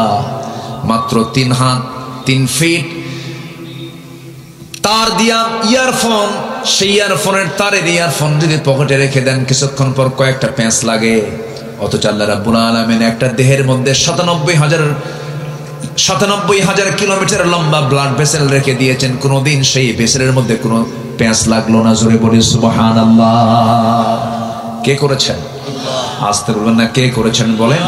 আল্লাহ করেছেন। আল্লাহ বলছেন, আমাকে চেনার জন্য বান্দা কমন সেন্স নিয়ে আসো, বিবেকহীন হইও না। তোমার মাথা থেকে পা পর্যন্ত তুমি দেখো, কারো অবদান এখানে চুল পরিমাণ নাই, সম্পূর্ণ অবদান একমাত্র তিনি কে। আল্লাহ বলছেন, বান্দারে তুমি বিবেকবান হও। বিবেকবানের কিছু বৈশিষ্ট্য আমি তোমাকে শিখিয়ে দিচ্ছি, বান্দা শুনে রাখো। আল্লাহ রাব্বুল আলামিন সুন্দর করে বলছেন, কি সুন্দর করে তিনি জানাচ্ছেন। আল্লাহ রাব্বুল আলামিন বলছেন, أفمن يعلم أنما أنزل إليك من ربك الحق كمن هو أعمى إنما يتذكر أولو الألباب। জোরে বলুন আল্লাহু আকবার। বলেন কোথায় কোথায় কোথায়? মনে আছে আপনাদের? মনে আছে? কই মনে আছে আপনাদের? কি ঘুমাচ্ছেন নাকি আপনারা? মনে আছে? মনে নাই? মনে নাই তো। রুহের জগতে আপনি যে বলছেন, হ্যাঁ তুমি আমার রব, মনে আছে আপনাদের? মনে তো নাই, আবার হ্যাঁ করেন কেন? মনে নাই তো। মনে আছে তোমার? আচ্ছা, আমারও তো মনে নাই। এই যে মার দুধ খাইছেন, মনে আছে কারো? মনে আছে? কেমনে মনে থাকবে? 2 বছরে মনে থাকে? আচ্ছা, মার পেটে 10 মাস ছিলাম, মনে আছে কার কার? হাত তোলেন। ওই যে তুলছে একজন, মার পেটে ছিল, হাত তুলছে, মনে আছে। আচ্ছা, মার পেটে 10 মাস ছিলাম, মনে নাই। দুধ পান করেছি 2 বছর, হাওলাইনি কামিলান, তাও মনে নাই। কিন্তু আমি বিশ্বাস করি কি বিশ্বাস করি না বলেন? বিশ্বাস করেছি, কারণ মা বলেছেন, বাজান তোকে আমি 2 বছর দুধ খাওয়াইছি রে। তুই আমার পেটের মধ্যে ছিলি 10 মাস, লাথি মেরেছিস। 9 মাসে প্রত্যেকটা শিশু মার কলেজায় লাথি মারে 4,500 থেকে 5,000 বার। আল্লাহু আকবার বলবেন না? এই মার এই অবদান কেউ অস্বীকার করতে পারবেন? কেউ কি পূরণ করতে পারবেন? না। এই তো উঠে যাওয়ার সিলসিলা শুরু হচ্ছে ধীরে ধীরে। কি যাবেন নাকি আপনারা? আমি কিন্তু যেতে দেব না, কেউ যাবেন না, আমরা সবাই থাকবো। জোরে বলি ইনশাআল্লাহ। খুব চাপ থাকলে একটু বলবেন, হাত উঁচু করবেন, হুজুর এই যে সমস্যা, আমি পারতেছি না, শুধু এটা বলবেন। কিন্তু কেউ যাবেন না। আমি মাহফিলে এসে আমি খুবই আনন্দিত, আপনাদের মাহফিলে এসে আমি খুবই আনন্দিত। এত সুন্দর ভদ্র শ্রোতা আপনারা, বলি আলহামদুলিল্লাহ। এটা কি জনসভা না ইবাদতের জায়গা? বলেন বলেন কিসের জায়গা? এটা ইবাদতের জায়গা। ইবাদত মনে করে থাকবেন, তাহলে সওয়াব পাবেন, অগণিত সওয়াব, অগণিত অগণিত অগণিত। আল্লাহু আকবার বলেন। এগুলো বুঝবো মরার পরে। বসেন। আমার বন্ধুগণ, সেই মারপিটের ভিতরে আমি ছিলাম, লাথি মেরেছি, মার পেটে গিয়ে মার কলিজায় গিয়ে আঘাত লেগেছে। আল্লাহ পাক বলেন প্রত্যেকটা মাকে আমি আল্লাহ মুজাহিদের সমান সব তার আমলনামায় লিখে দেই। আল্লাহ সব ক্ষেত্রে উদার। কিন্তু দুঃখজনক হলো সত্য, মার প্রসঙ্গ যখন চলে এলো, আল্লাহ রাব্বুল আলামিন জাহান্নামের মধ্যে আবার দাগি দাগে আসামিকে গর্তের মধ্যে ঢুকাবেন। গর্তগুলো ভয়ঙ্কর গর্ত, গাই নামক গর্ত আছে, ওয়াইল নামক গর্ত আছে। তার মধ্যে একটা শ্রেণী হলো যারা দুনিয়ার জিন্দেগিতে বাপ মাকে যারা ভাত দেয় না, বাপ মার সঙ্গে যারা ভালো আচরণ করে না, বাপ মাকে যারা সময় দেয় না, বাপ মাকে যারা খেদমত করে না, যারা বাপ মার মনে হৃদয়ে কষ্ট দেয়, আল্লাহ বলছেন আমি আল্লাহ তাদেরকে জাহান্নাম শুধু নয় জাহান্নামের গর্তের মধ্যে ঢুকাবো। এমন লোক বুঝি জিনায় দাহে নাই আছে? যাবেন না এই সময়। এই সময় উঠলি ভাববো ওর বাপ মাকে দেখতে পারে না। বসেন। কি বাপ মাকে দেখতে? আচ্ছা বলেন তো, মা বড় না বউ বড়? ভালো করে চিন্তা করে কবেন, বইয়ের দিকে আগে মনে করবেন, এরপরে কবেন। ভালো করে বলেন, মা বড় না বউ বড়? মাহফিলে মা বড়, বাড়িতে বউ বড়। হ্যাঁ আমার বন্ধুগণ, লেগেছে গন্ডগোল, হয়তো ভুল বোঝাবুঝি হয়েছে প্রায়। কিন্তু প্রত্যেকটা সংসারে আমার দেশে দেখা যায় শাশুড়ির সঙ্গে ছেলে বউয়ের যুদ্ধ লাগে। লাগে না? লাগে না? যুদ্ধ লাগে। এই যুদ্ধ মিটাবে কে বলেন? আল্লাহ। আল্লাহর কথা কইছে। এই দ্বন্দ্বের সমাধান তো অবশ্যই করতে হবে। অনেক সময় লাঠি দিয়া পিটায় বউকে সোজা করেন না, না, আবার মাকে ধমক দেন, তাও করা যাবে না। এগুলো ঠিক না। কখনো মার সামনে বউকে ছোট করবেন না, আবার বউয়ের সামনে মাকে ছোট করবেন না। মাকে মার জায়গায় নিয়ে চলে যাবেন, আবার বউকে বউয়ের জায়গায় সেপারেশন করে সুন্দর করে বুঝায়া বলবেন। মাকে বলবেন সুন্দর করে, মা আমার এটা তোমার একমাত্র ছেলে বউ, তোমার মেয়েকে তুমি বিয়ে দিয়েছ, অন্যের ঘরে চলে গেছে, তুমি তাকে নিজের মেয়ের মতো মনে করো। আবার বউটাকে বলবেন, আমার বউ, মা তো বুড়ি হয়ে গেছে, কয়েকদিন পর মরেই যাবে, আমি তার পেটে ছিলাম, তোমার কত প্রাণপ্রিয় স্বামী আমি, দয়া করে আমার মার সঙ্গে তুমি খারাপ আচরণ করতে যেও না। সে খুশি হলে আমি খুশি হব, সে খুশি হলে আমার আল্লাহ খুশি হয়ে যাবেন। সুন্দর করে বুঝাবেন। কিন্তু মার চোখের সামনে বউকে ছোট করবেন না, আবার বউয়ের চোখের সামনে মাকে ছোট করা যাবে না। ব্যালেন্স করতে হবে। আমার ভাইয়েরা, এমন সন্তান বাংলার জমিনে আছে, সন্তান হয়ে মাকে থাপড়ায়, সন্তান হয়ে বাবাকে থাপড়ায়, লাঠি দিয়ে পিটায়। এমনকি এমন পাষণ্ড সন্তানও আছে, নরধম আছে, নিজের সন্তান হয়ে বাপকে খুন করে সম্পত্তির নেশা আছে না নাই? ওর জন্য সোজা জাহান্নাম না জান্নাত? সোজা কোথায়? জাহান্নাম। আমার বন্ধুগণ, এই দুনিয়াতে আমি এসেছি ফরজ লঙ্ঘিত কোনো গুনাহ আমার জীবনে বাস্তবায়ন করা যাবে না। ফরজ লঙ্ঘিত কোনো গুনাহ করলে পরে তার জন্য জাহান্নাম বরাদ্দ হয়ে যাবে। বাপ মার সঙ্গে খারাপ আচরণ করা একটা ফরজ লঙ্ঘিত গুনাহ। এই গুনাহ থেকে আল্লাহ পাক আমাদেরকে দূরে রাখুন। জোরে বলি আমিন, আরো জোরে আমিন। কোনো হত্যার কাছে যাওয়া যাবে না, কোনো খুনের কাছে যাওয়া যাবে না। এটা ক্ষমার অযোগ্য গুনাহ। আল্লাহ পাক এগুলোকে ক্ষমা করবেন না। আল্লাহ পাক তাকে জাহান্নাম দিবেন উপর করে। আল্লাহ পাক ওই খুনিকে কখনো মাফ করবেন না যতক্ষণ না ওই খুনিটার ব্যক্তি যতক্ষণ না তাকে মাফ করে দিয়েছে, তার আত্মীয় স্বজন মাফ করে দিয়েছে। সূরা কিসাস, সূরা আয়াতুল কিসাস আপনারা দেখেন, কুতিবা আলাইকুমুল কিসাস, কুতিবা আলাইকুমুল কিসাসের আয়াতের ভিতরে বিস্তারিত বলেছেন লাকুম ফিল কিসাসি হায়াতুন ইয়া উলিল আলবাব। আমার বন্ধুগণ, বান্দার হক নষ্ট করবে, যে বান্দার কাছ থেকে মাফ না চাওয়া পর্যন্ত, মাফ পাওয়া না পর্যন্ত আল্লাহ সেই বান্দাকে কখনো মাফ করবে না।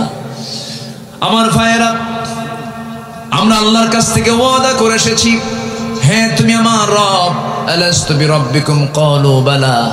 এই স্বীকৃতি আমরা দুনিয়াতে এসেছি, আবার এই দুনিয়া থেকে আমরা যখন বিদায় নিয়ে নেব, এই স্বীকৃতির যদি আমরা পূর্ণ বাস্তবায়ন করতে পারি, আল্লাহ আমাকে জান্নাত দিবেন। আমার বন্ধুগণ, আমার রবকে বলেন, আসতে বলেন, আমার রবকে। রব মানে কি? রব মানে হলো আইনদাতা, রব মানে হলো বিধানদাতা। রব তাকেই বলা হয়। সেই রব হতে পারেন, তিনি রব হতে পারেন যিনি সকল প্রকার অযোগ্যতা, ব্যর্থতা, অপূর্ণতা, সকল কিছু থেকে যিনি মুক্ত, তিনি হচ্ছেন আমার রব আল্লাহ। আমার বন্ধুগণ, এই দুনিয়াতে আমরা সবুজ ভূখণ্ড বাংলাদেশে বসবাস করি। 54,000 বর্গ মাইলের, 56,000 বর্গ মাইলের সোনার বাংলাদেশ। 20 কোটি মুসলমানের বসবাস এই দেশে। এই দেশে আজ 53-54 বছর পার হয়ে গেল। আল্লাহ যে রব, আল্লাহ যে আইনদাতা, কিন্তু আজকে 54 বছর ধরে আমরা দেখতেছি এই দেশে আইনটা চলছে আল্লাহর না বান্দার। আল্লাহর না বান্দার? বান্দার আইন চলতেছে।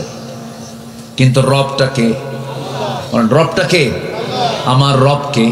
কিন্তু এদেশের রবকে কেমন আল্লাহ হয়? মানুষের আইন চলতেছে। এখন তো কথা বললে অনেকের গায়ে একটু লাগবে মনে হয়, কি এরকম মনে করতেছেন নাকি আপনারা? আমার বন্ধুগণ, এই 53-54 বছর আমরা দেখতে পেলাম, যারা এই ক্ষমতার মঞ্চে ছিলেন, যারা এই ক্ষমতার মসনদে বসা ছিলেন, সবার নামের আগে মোহাম্মদ লাগানো ছিল। সবাই মুসলিম পরিবারের মানুষ ছিলেন, কিন্তু 53-54 বছরে অন্তত নামাজের আইনটা পর্যন্ত বাংলার জমিনে কায়েম হয় নাই। এর ফলাফল হলো আজকে বাংলাদেশের মুসলমান মাত্র 5% নামাজি। কয় পার্সেন্ট বলেন? আর 50 লক্ষ মানুষ আজকে মাদকাসক্ত, মাদকের সঙ্গে জড়িত। 50 লক্ষ মানুষ যদি মাদকের সঙ্গে সম্পৃক্ত থাকে, যে মদ খায়, যে নেশা করে, তার বাপ আছে, তার মা আছে, তার ভাই আছে। একটা পরিবারকে জাহান্নাম বানানোর জন্য একটা মাদক সেবী যথেষ্ট। আজকে এত বড় ক্ষতি হয়ে যাচ্ছে, এত বড় ক্ষতির মধ্যে এই জাতি পড়ে গেছে। নামাজ নাই, নেশার জগতে পড়ে গেছে। এই যে চিত্রায়িত হয়েছে, কত মন্ত্রী মন্ত্রিত্ব পালন করেছেন, কত রাষ্ট্রপতির দায়িত্ব পালন করেছেন। জাহান্নামে যাবার যতগুলো কারণ আছে, এর মধ্যে 1 নম্বর কারণ হলো নামাজটাকে ছেড়ে দেওয়া। আজ পর্যন্ত জাতিকে নামাজ 5 ওয়াক্ত পড়াতে পারে নাই। সব তো দেখা শেষ করলাম, সব দেখা শেষ করেছে, আমরা আর দেখতে চাই না। কেউ চালিয়েছে 25 বছর, কেউ চালিয়েছে 16 বছর, কেউ চালিয়েছে 9 বছর, মাঝখান দিয়া কেয়ারটেকার গভর্নমেন্টটা কয়েক বছর। সব দেখা শেষ। আগামীর দেশ আমরা দেখতে চাই কোরআনের দেশ। রাজি আছেন কারা কারা? হাত উঁচু করে দেখেন মুসলমান।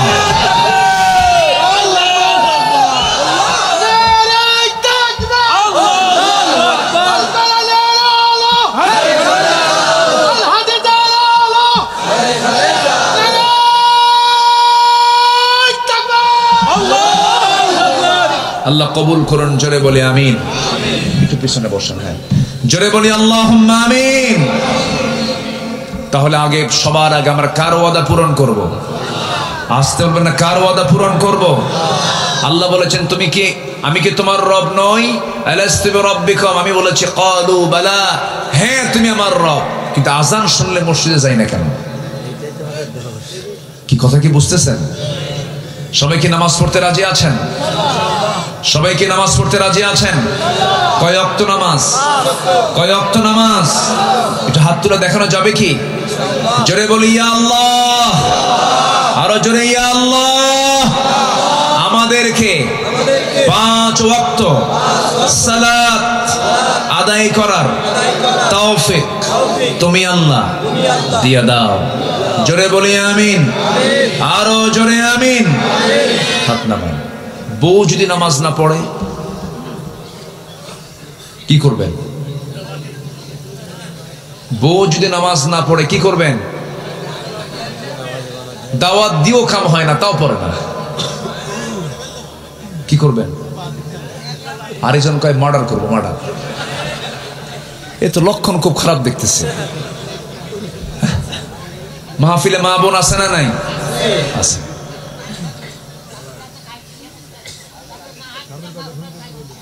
ওই যে দেখছেন মুরব্বী ফাইন কথা বলছে, যদি না শোনে একদম বাপের বাড়ি পাঠাই দেবো যা। সুন্দর কথা। জি চাচা, চাচা চাচি নামাজ পড়ে তো? আপনারটা পড়ে তো নামাজ নাকি? হ্যাঁ মরে গিয়েছে।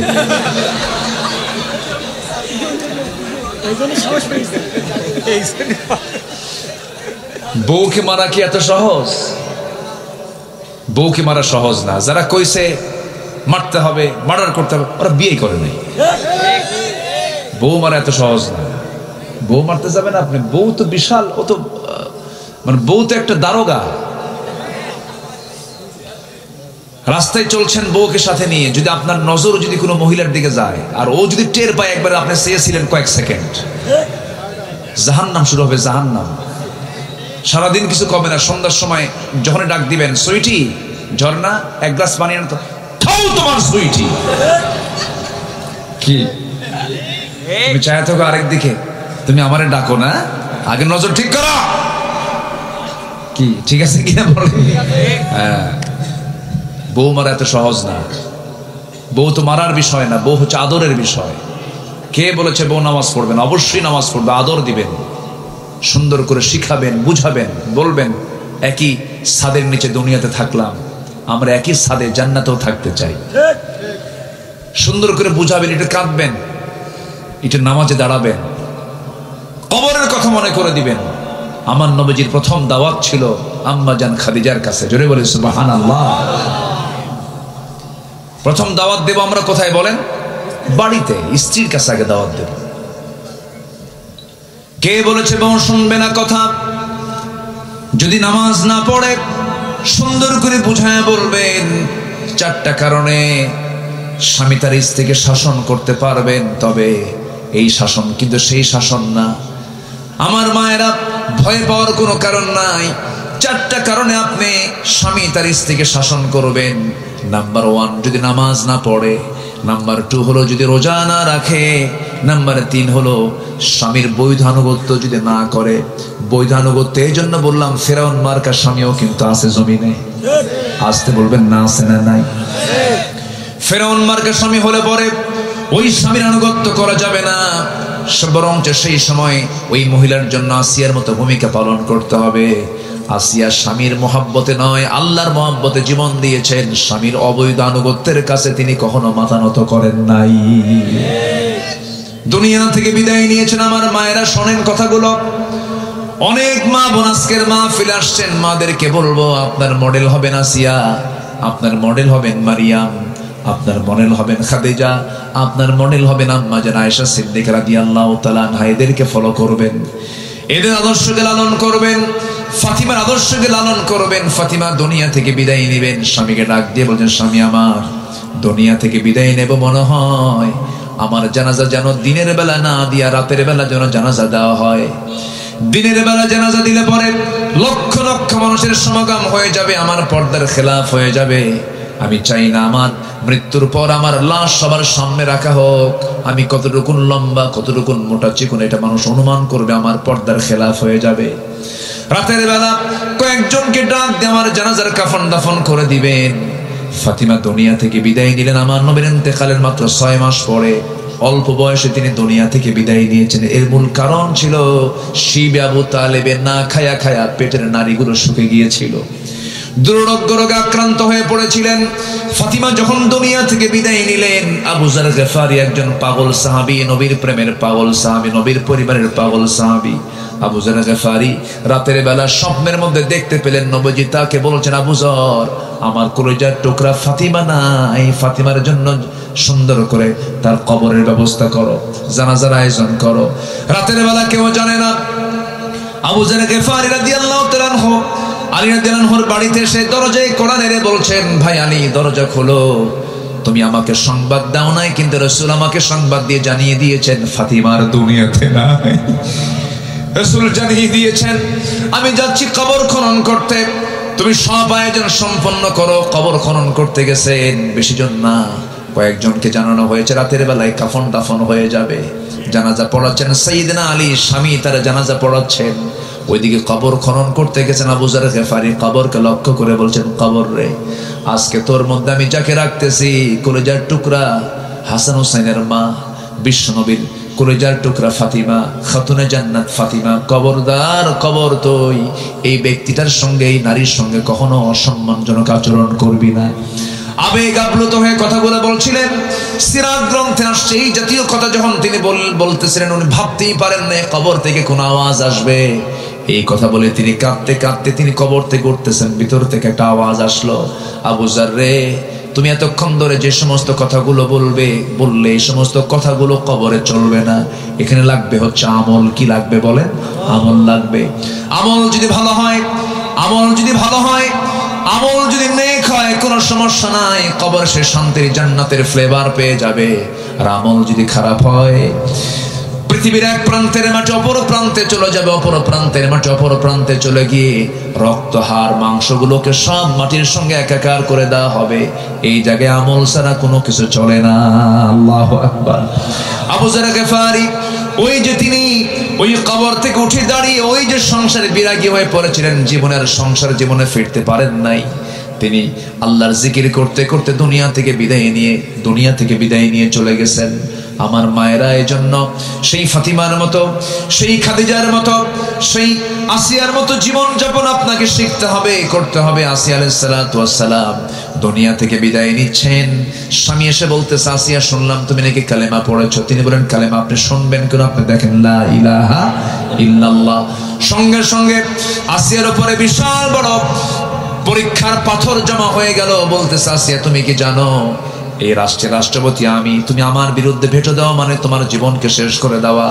আসিয়া বলছেন, স্বামী আপনি আমার, কিন্তু আমার রব সবার উপরে, আমার রবকে খুশি করতে গিয়া দুনিয়া সব ছাড়বো, কিন্তু আমার রবকে ছাড়বো না, কারণ ওয়াদা করেছি কার সাথে? আল্লাহ পাক বলছেন, আল্লাযীনা ইউফুনা বিআহদিল্লাহ, যারা আল্লাহর সঙ্গে যারা ওয়াদা পূর্ণ করবে তারা হচ্ছে উলুল আলবাব, তারা হচ্ছে বিবেকবান। জোরে বলি আল্লাহু আকবার। সাইয়্যিদানা আসিয়া আলাইহিস সালাতু ওয়াস সালাম, সাইয়্যিদাতুনা আসিয়া আলাইহিস সালাতু ওয়াস সালাম তিনি কি করলেন?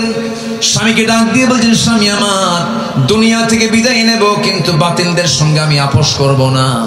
শেষ পর্যন্ত জল্লাদ তার সামনে রেডি হয়ে গেছে। জল্লাদ হাতের মধ্যে জল্লাদ কি বলে করাত নিয়ে দাঁড়ায় গেছে। শেষবারের মতো ফেরাউন বলছে, আছে এই যে করাত দিয়ে তোমাকে 2 টুকরা করা হবে, তুমি কি বলবে বলো? আসিয়া বলছেন, আমার স্বামী আপনি আমাকে মৃত্যুর হুমকি দেখাচ্ছেন, আর আল্লাহ তাআলা আমাকে 8টা জান্নাতের দরজা দেখায় দিতেছে। জোরে বলি সুবহানাল্লাহ। সঙ্গে সঙ্গে কি করা হলো? করাত দিয়ে জল্লাদকে সামনে বসায় দেওয়া হলো। এবার করাত তার কপালে ঠেকিয়ে দেওয়া হলো। আসিয়া আলাইহিস সালাতু ওয়াস সালাম কোনো কিছু কি পরোয়া করলেন না, কারণ কার সঙ্গে ওয়াদা করেছেন? কার সঙ্গে ওয়াদা হয়ে গেছে? সঙ্গে সঙ্গে তিনি বলছেন, ও আল্লাহ, মৃত্যুর দুয়ারে আমি দাঁড়িয়েছি, আল্লাহ আমার মৃত্যু হয়ে যাবে মনে হয়। সেই সময় তিনি একটা হৃদয় উজাড় করানোর দোয়া করেছিলেন। সেই দোয়াটা আল্লাহ রাব্বুল আলামিন খুব সুন্দর করে কবুল করে। তিনি হচ্ছেন তাওরাত কিতাবের অনুসারী, তার নবী ছিলেন মূসা আলাইহিস সালাতু ওয়াস সালাম, অথচ সে আসিয়ার দোয়াটা আল্লাহ রাব্বুল আলামিন চয়েস করে শ্রেষ্ঠ কিতাব কোরআনে কারীমের মধ্যে সূরা তাহরিমে কোট করে দিয়েছেন। জোরে বলি সুবহানাল্লাহ। তিনি সেই সময় দোয়া করেছিলেন, মৃত্যুর পূর্বে আবেগ জড়িত কণ্ঠে, আবেগ মাখা কণ্ঠে তিনি একটা দোয়া করেছেন। সেই দোয়াটা হলো, রব্বি বিনিলি ইনদাকা বাইতান ফিল জান্নাতি ওয়া নাজ্জিনি মিন ফিরআউনা ওয়া আমালিহি। আল্লাহ তুমি আমার জন্য বানায় দিবা বুয়তুন, অনেক ঘর, বাইতুন এক ঘর, তুমি আমাকে একটা ঘর শুধু বানায় দিবা, জান্নাতে বেশি ঘর চাই না। সে একটা ঘর অবশ্যই হচ্ছে ইনদাকা, তোমার কাছে, অর্থাৎ তোমার ঘরের দেওয়ালের সাথেই সেই ঘরটা তুমি আল্লাহ আমারে বানায়া দিবা। তাহলে বলেন, তাদের ওয়াদা কি তারা ভঙ্গ করেছেন নাকি? আর আমরা সামান্য 1 প্যাকেট বিড়ির প্যাকেট পেলে পরে আমাদের ঈমান বেঁচে খাই, ঠিক কিনা? অথচ জান্নাত তিনি পাওয়ার জন্য দুনিয়াকে তিনি তুচ্ছ করে স্বামীকে মাইনাস করে, সংসার জীবনকে মাইনাস করে তিনি আল্লাহর সান্নিধ্যে চলে গেলেন, বাতিল শক্তির কাছে মাথা নত করলেন না। এটাই হচ্ছে আল্লাহর সঙ্গে ওয়াদা পূর্ণ করা।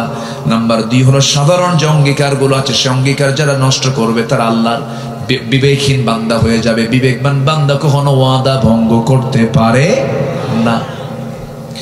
আমার ভাইয়েরা, আল্লাহ রাব্বুল আলামিন সুন্দর করে বলছেন,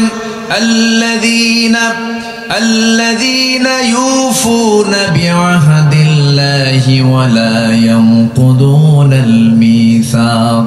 নাম্বার 3 হলো ওয়াল্লাযীনা ইয়াসিলুনা মা আমারাল্লাহু বিহি আইয়ুসালা ওয়া ইয়াখশাউনা রাব্বাহুম ওয়া ইয়াখাফুনা সুআল হিসাব। নাম্বার 3 হলো যারা আল্লাহর সঙ্গে সম্পর্ক যারা বজায় রাখে, আল্লাহর সঙ্গে সম্পর্ক কন্টিনিউ করার জন্য কয় ওয়াক্ত নামাজ বলেন? আসতে বলেন না, কয় ওয়াক্ত নামাজ? খাবার খেতে হয় আমাদের দেশে কয় বেলা? খাবার না খেলে শরীর সুস্থ না অসুস্থ হয়? অসুস্থ হয়ে যায়। পানি পরিমিত না পান করলে কিডনি ভয় পেয়ে যায়। পরিমিত 3 থেকে 4 লিটার পানি পান না করলে যেমন কিডনি ক্ষতিগ্রস্ত হয়ে যায়, তেমন ঈমান নষ্ট হয়ে যায় কয় ওয়াক্ত নামাজ না পড়লে পরে বলেন? 5 ওয়াক্ত। আসেন দোয়া করে দিই। হ্যাঁ, এই যে 2-1 করে উঠতেইছে, বুঝলাম না কিছু। বসেন না, একটু বসেন। জি, বয়স হয়ে গেছে তো কিছু বলতে পারছি না। আর একটু সময়, আর একটু আমাকে কিছু সময় দেন। আপনি শুধু একা শুনছেন না তো, এই আলোচনাগুলো এই যে ক্যামেরা রেকর্ড হচ্ছে, ইউটিউব গুলো যাবে, আগামীকালকে কোটি কোটি মানুষ এই আলোচনাগুলো দেখবে। তা আপনি যদি চলে যান, আমি তো আলোচনা আগ্রহ হারায় ফেলবো, তাহলে এই মাহরুম হয়ে যাবে সবাই। যদি আপনি শুনছেন হাজার হাজার, আর এই আলোচনা চলে যাবে কোটি কোটি মানুষের কাছে। বলি আলহামদুলিল্লাহ। তাহলে এখানে আপনার উপস্থিত থাকার দরকার আছে না নাই? আচ্ছা, একটু বসেন। তা আল্লাহর সঙ্গে সম্পর্ক বজায় রাখার জন্য কন্টিনিউ কয় ওয়াক্ত নামাজ বলেন তো? বলেন কয় ওয়াক্ত নামাজ? 5 ওয়াক্ত নামাজ। নামাজ তো পড়বই আমরা। নাম্বার 4 হলো আল্লাহকে ভয় করব। আল্লাহকে যদি ভয়ের মতো ভয় করতে পারি, আমার দ্বারা কোনোদিন সগীরা গুনাহ হতে পারে না। আমার দ্বারা কবিরা তো দূরেই থাকলো, সগীরা গুনাহটা পর্যন্ত কখনো হতে পারে না। এই জন্য সবচাইতে ভয় করব আমরা কাকে বলুন? কাকে? আল্লাহকে ভয় করব, বিচার দিবসকে ভয় করব। আমার বন্ধুগণ, আল্লাহ রাব্বুল আলামিন বলছে, বান্দা তুই আমার সঙ্গে সম্পর্ক রাখ। আমার নবীজি নামাজে মাঝে মাঝে দাঁড়াতেন, শিশুর মতো কাঁদতেন। কিসের মতো বলেন? শিশুর মতো কাঁদতেন। আমরা যখন আল্লাহর কাছে কাঁদবো, লজ্জা নিয়ে কাঁদবো না বেহায়া হয়ে কাঁদবো? বলেন বলেন বলেন। বেহায়ের মতো কাঁদতে হবে, আল্লাহর কাছে বেহায়ের মতো চাইতে হবে। তাআলা যে দুনিয়ার আকাশে আসেন, তিনি তো দুনিয়ার আকাশে থাকেন না। তার অবস্থানটা হলো, মূল জায়গাটা হলো আরশে আজিম। যার শাজিমটা 1 আকাশ নয় 7 আকাশের উপরে। জোরে বলি সুবহানাল্লাহ। আল্লাহ বলছেন, বান্দা আমি 7 আকাশ থেকে প্রথম আকাশে আসি, 6 আকাশ পেরিয়ে প্রথম আকাশে এসে আমি তোকে বলি তুই আমার কাছে মাফ চা, আমি তোকে মাফ করে দেব। এটা কম কথা? বিশাল ব্যাপার। আমার ভাইয়েরা, আমার আল্লাহ কত দূরে আছেন দেখেন। সাব্বিহিসমা রাব্বিকাল আ'লা, সবার উপরে তিনি আছেন। আমরা যেখানে বসে আছি, এই বসে থাকা জায়গা থেকে, এটা হলো মহেশপুর জেলা, কি বলে, ঝিনাইদহ জেলার মহেশপুর থানার কি পোড়াদা গ্রাম। এই জায়গা থেকে ঠিক আমরা যদি দিনের বেলা যদি দেখি, সূর্য আকাশে দেখা যায়, রাতের বেলা চাঁদ দেখা যায়, আর মিটি মিটি করে জ্বলা কিছু তারকা দেখা যায়। আমার বন্ধুগণ, এই পৃথিবী একটা ছোট্ট জায়গা সূর্যের তুলনায়। এই পৃথিবীর চাইতে সূর্য হলো 13 লক্ষ গুণ বড়। আবার ওই সূর্যের চাইতে ওই যে মিটি মিটি করে জোনাকের মতো করে জ্বলা যে তারকাগুলো আমরা দেখতে পাই, অসংখ্য তারকা, সেই তারকাগুলো সূর্যের চাইতে বেটেল জুইস একটা তারকা আছে 33 কোটি গুণ বড়। যারা বলে সুবহানাল্লাহ। আবার বেটেল জুইসের মতো 1-2টা তারকা নয়, সুপারনোভা, 8টা বেটেল জুইস, এরকম করে প্রক্সিমা সেন্ট্রাই সহ যত তারকাগুলো আছে 1-2টা নয়। প্রত্যেকটা গ্যালাক্সির ভিতরে কোটি কোটি বিলিয়ন বিলিয়ন তারকা আল্লাহ রাব্বুল আলামিন রেখে দিয়েছেন। কোটি কোটি গ্যালাক্সির ভিতরে মহাশূন্যের মধ্যে আল্লাহ পাক সেটা ঝুলায় রেখেছেন। জোরে বলি সুবহানাল্লাহ। এমনও কিছু তারকা আছে যে তারকার আলো আজ পর্যন্ত দুনিয়াতে আসেই নাই, এত দূরে সেই তারকা। আমার বন্ধুগণ, মানুষ সূর্যের কাছে যেতে পারবে না, কারণ সূর্যের তাপমাত্রার কাছে মানুষ জ্বলে পুড়ে ছারখার হয়ে যাবে। চাঁদের দেশে মানুষ গেছে, চাঁদের কোনো তাপ নাই, এই জন্য চাঁদের দেশে মানুষ যেতে পেরেছে। ওই চাঁদের দেশে সফর করলো মানুষ, মঙ্গল গ্রহে গেছে মানুষ, কিন্তু মানুষ যদি চিন্তা করে চাঁদ দেখলাম, মঙ্গল গ্রহ দেখলাম, একটু আমরা তারকার দেশে যাব, তারকা তো আরো দূরে। পৃথিবীর সবচেয়ে নিকটবর্তী তারকার নাম হলো প্রক্সিমা সেন্ট্রাই। প্রক্সিমা সেন্ট্রাই যদি কেউ যেতে চায়, দুনিয়ার কোনো যানবাহনে চড়ে যেতে পারবে না, তবে চেষ্টা করলে করতে পারে নভোযান দিয়া। পৃথিবীর সবচেয়ে লেটেস্ট নভোযান হলো অ্যাপোলো 11, যার ঘন্টার গতি হলো 39,000 কিলোমিটার। 39,000 কিলোমিটার মানুষ বানাইছে এই সমস্ত নভোযানগুলো। ওই নভোযানে যদি চড়ে যদি রওনা দিয়ে দেয়, ওই প্রক্সিমা সেন্ট্রাই নামক পৃথিবীর সবচেয়ে নিকটবর্তী তারকার দেশে তারা যেতে সময় লাগবে ঘন্টা 39,000 কিলোমিটার বেগে। সময় লেগে যাবে 1,15,000 বছর মাত্র। যাবেন কারা কারা? হাত তোলেন। কি কথা কি বুঝতেছেন আপনারা? আমি আজকে মনে হয় একটু আপনাদের কষ্ট দিচ্ছি বেশি না? আমি খুব ডিপ আলোচনায় আজকে চলে গেছি। আমি আজকে সায়েন্স নিয়ে, বিজ্ঞান নিয়ে কথা বলতেছি। কি আপনারা কি কষ্ট পাচ্ছেন নাকি আপনারা? তাহলে বলেন তো, আমি বাঁচবো কয়দিন?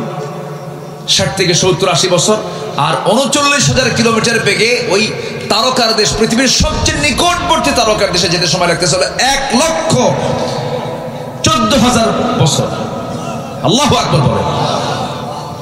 1,14,000 বছর যদি সময় লেগে যায় এই ছোট্ট এই পৃথিবীর সবচেয়ে নিকটবর্তী তারকার দেশে, আপনি আসমান পাবেন কোন দিন? আল্লাহ বলতেছে, বান্দা আমি দুনিয়ার আকাশে এসে আমি তোকে মাফ করার জন্য দাঁড়ায় থাকি। আল্লাহু আকবার বলেন। এবং আল্লাহ নিজে বলছেন, আল্লাহ বলছেন, বান্দা তুই যদি তোর দিলটা যদি 5 ওয়াক্ত নামাজের জন্য যদি মসজিদে ঝুলায় রাখিস, আমি তোকে আমার আরশে আজিমের ছায়ায় তোকে জায়গা দিয়ে দেব। কোন যানবাহনে যাবেন? দুনিয়ার কোন যানবাহনে যাওয়া সম্ভব? আমাকে সুন্দর করে ফ্লাইটে চড়ে আরশে আজিমের ছায়ায় জায়গা করে দিবেন। তিনি আমার কে? আরো জোরে বলেন, তিনি আমার কে? নামাজকে ছাড়বো না ধরবো? নামাজকে ছাড়বো না ধরবো? আপনার গ্রামকে আপনি মানসিকতায় নিয়ে আসেন। আপনার গ্রামে কারা নামাজ পড়ে না তাদেরকে তালিকা করবেন। কারা পর্দায় থাকে না, কোন ঘর থেকে? যুবকরা তোমরা মাথায় নাও, তোমাদের হাতে আগামীর বাংলাদেশ, ঠিক কিনা? তোমরা মাত্র 35 মিনিট সময় দিয়ে ভাঙ্গা হেলিকপ্টারে দিল্লি পাঠায় দিছো, ঠিক কিনা? আগামীর বাংলাদেশ তোমরাই গড়বে। তোমরা সিদ্ধান্ত নাও, তোমার গ্রামের কোন মহিলা বোরকা ছাড়া বের হয়? ওই গ্রামের ওই বাড়ির মুরব্বীকে বলো, এই গ্রামে বসবাস করতে হলে বোরকা ছাড়া বের হওয়া যাবে না। তা'মুরুনা বিল মা'রুফ ওয়া তানহাউনা আনিল মুনকার। এরপরে তোমার গ্রামের মাতব্বর যদি নামাজ না পড়ে, বলবা আপনি নামাজ ধরেন, মাতব্বরি টিকে রাখেন। একবার দুবার তিনবার বলার পরও যদি সে নামাজ না পড়ে বিড়ি খায়, এরকম যদি মাতব্বর হয়, চরিত্রহীন হয়, একদম ধমক দিয়ে বলবে আপনার মাতব্বরি ছুটা দিলাম, বেনামাজির কোনো মাতব্বরি চলবে না আমাদের গ্রামে, ঠিক কিনা? বাস এরকম করে সতর্ক হও। 64,000 গ্রামকে তোমরা ঠিক করে ফেলো। আগামীর বাংলাদেশ কোরআনের বাংলাদেশ হয়ে যাবে ইনশাআল্লাহ। আল্লাহ কবুল করেন, জোরে বলি আমিন। কষ্ট পাচ্ছেন মনে হয়? বিবেকবান কারা? 9টা বৈশিষ্ট্য আছে যার ভিতরে। কয়টা বৈশিষ্ট্য বলেন? আমি কেবল 4টা বলেছি, আরো 5টা আছে। নুরু, ওয়াজ কি শেষ না শুরু?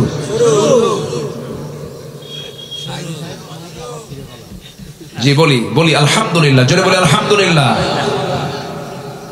আমার ভাইরা, আল্লাহ রাব্বুল আলামিন এবার বলছেন, والذين يصلون ما أمر الله به أن يوصل ويخشون ربهم ويخافون سوء الحساب। জোরে বলুন আল্লাহু আকবার।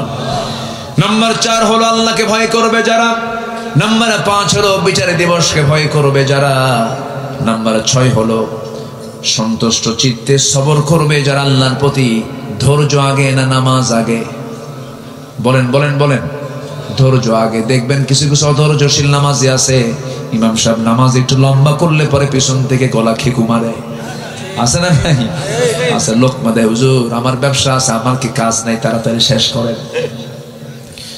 এরকম হওয়া যাবে না।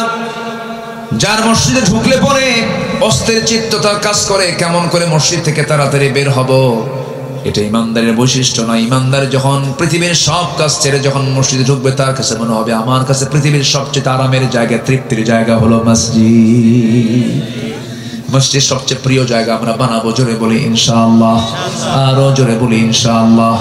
দুঃখে বুকটা ফেটে যায়, অধিকাংশ মসজিদগুলো আজকে পাকা হলেও কিন্তু ইমানগুলো মহা কাঁচা। ফজরের সময় মুসল্লি খুঁজে পাওয়া যায় না।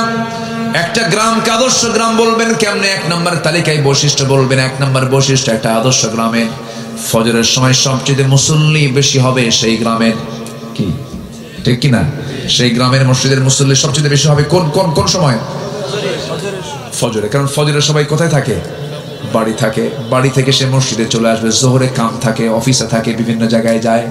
জোহরের মুসল্লি কাউন্টেবল নয়, আসরের মুসল্লি কাউন্টেবল নয়। এই জন্য রাসূল বলেছেন, যে ব্যক্তি ফজর নামাজ এবং এশার নামাজ বা জামাতে পড়বে, আল্লাহ রাব্বুল আলামিন গোটা রাত কিয়ামুল লাইলের সমান সওয়াব তার আমলনামায় দিয়ে দিবে। বাড়ি থেকে নামাজ পড়বা না, জামাতে পড়বা না, দেখো আমি কি অফার দিয়ে দিলাম। আল্লাহু আকবার বলেন। গোটা রাত নামাজের সওয়াব পাবো আমরা কখন? বলেন ফজর এবং এশার নামাজ কোথায় গিয়ে? জামাতে গিয়ে নামাজ পড়বো। জোরে বলি ইনশাআল্লাহ। জামাতে নামাজ পড়তে হবে। জামাতে নামাজ পড়ার জন্য রাসূল তাকিদ দিয়েছেন। আমার নবীজির কাছে এক অন্ধ সাহাবী এসে বলছে, হুজুর আমি অন্ধ মানুষ, চোখে দেখি না, আমি কি জামাতে নামাজ পড়বো নাকি? রাসূল বললেন, তুমি কি একা একা যেতে পারো নাকি? হ্যাঁ যেতে পারি।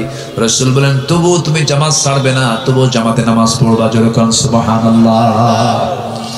আমার বন্ধুগণ, সবর থাকতে হবে, ধৈর্য থাকতে হবে। ধৈর্য আবার 3 প্রকার। আস-সাবরু আলা আত-তাআহ, আস-সাবরু আনিল মাসিয়া, আস-সাবরু আলাল ইকদার। এই 3টার সমন্বয় হলো ধৈর্য। ধৈর্য আছে যার ইমানটা টিকবে তার।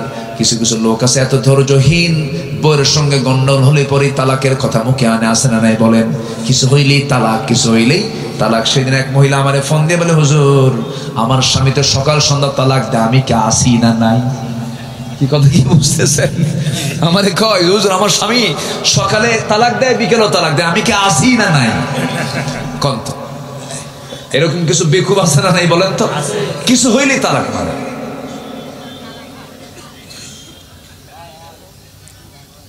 অসংখ্য পরিবার আছে আমার দেশে, স্বামী স্ত্রীর পরিচয় দিয়ে তারা সংসার চালাচ্ছে, কিন্তু নিয়মিত তাদের জেনা হচ্ছে, কারণ বহু আগেই তালাক হয়ে গেছে। আছে না? আসতে বলবেন না, আছে না নাই? এটা কি ধৈর্য না অধৈর্য? বলেন অধৈর্য। অধৈর্য থাকবে যার, তার মধ্যে ইমান টিকবে না, ইমান টলমল হবে, ইমানটা হেরে যাবে, ভেঙে যাবে। এই জন্য ধৈর্যের পরিচয় আমরা দেব। ইমানদার হবে ধৈর্যের পিরামিড। ইমানদার কি হবে? ধৈর্যের পিরামিড হবে। ইমানদারের কথা হবে ধৈর্যশীলের কথা। ইমানদারের চলাফেরা হবে, ইমানদারের সমস্ত কিছু হবে সম্পূর্ণ ব্যতিক্রম। ইমানদার ব্যক্তি হবে পৃথিবীর মধ্যে সবচেয়ে শ্রেষ্ঠ ভালো বান্দা। তাদের আচরণ হবে শ্রেষ্ঠ, তাদের কথা হবে শ্রেষ্ঠ, তাদের সব হবে ব্যক্তিত্ব সম্পূর্ণ তারা হবে। ব্যক্তিত্বহীন কখনো ইমানদার হতে পারে না, ঠিক কি না আমার ভাইয়েরা? নাম্বার 7 হলো আল্লাহ রাব্বুল আলামিন বলেন, والذين صبروا ابتغاء وجه ربهم وأقاموا الصلاة وأنفقوا مما رزقناهم سرا وعلانية ويدرؤون بالحسنة السيئة أولئك لهم عقبى الدار। جربون الله أكبر। নাম্বার 7 হলো যারা নামাজ কায়েম করবে। নামাজ কায়েমের সংগ্রাম কিন্তু সহজ কাজ নয়। নামাজ আদায় করা সহজ। আপনাকে আমেরিকার প্রেসিডেন্টও আপনাকে মানা করবে না নামাজ পড়তে। ইংল্যান্ডও আপনাকে নামাজ পড়তে মানা করবে না। নরেন্দ্র মোদী আপনাকে নামাজ পড়তে বাধা দেবে না। কিন্তু আপনি যখন বলবেন এই ভূখণ্ডে আমি নামাজ কায়েম করতে চাই, নামাজ কায়েমের সংগ্রাম করতে চাই, তখন আপনাকে জঙ্গির মামলা দিয়ে আপনাকে জেলখানায় ঢুকাবে, ঠিক কিনা? 16 বছর তারা করেছে এমন কিছু। এই 16 বছর তারা দেশ শাসন করেছে। শাসন না শোষণ? আসতে কবে না? শাসন না শোষণ? শান্তি না জুলুম? শান্তি না জুলুম? জুলুম করেছে, খাইছে বেশি, এত শোষণ করছে মশার মতো। কিছু কিছু মশা আছে দেখবেন বেহুশ হয় খাইতে নিয়ে। মশা আছে না? কিছু মশা আছে না? ওর কি হায়াত কমে না বাড়ে? বলেন বলেন, কমে যায়। যে বেশি খায় তার হায়াত কি কমে যায়। আর কিছু মশা আছে খুব স্ট্যান্ডার্ড, আপনি টের পাওয়ার কোনো কায়দাই নাই, এত সুন্দর করে খায়া চলে যায়, আপনি টেরই পান নাই। আছে না এরকম? আছে। ওর অপারেটিং সিস্টেমটা খুব সুন্দর। মশা আপনার চামড়ায় যখন পড়ে তখন কিন্তু ডাইরেক্ট অ্যাকশনে যায় না। আগে মশাটা পড়ার পর আগে চামড়ার চতুর্পাশে যেখানে হুল ফোটাবে তার চতুর্পাশে অ্যানেস্থেসিয়া করে। অ্যানেস্থেসিয়া হচ্ছে মেডিকেলের ভাষায় হলো অবশ। কি করে?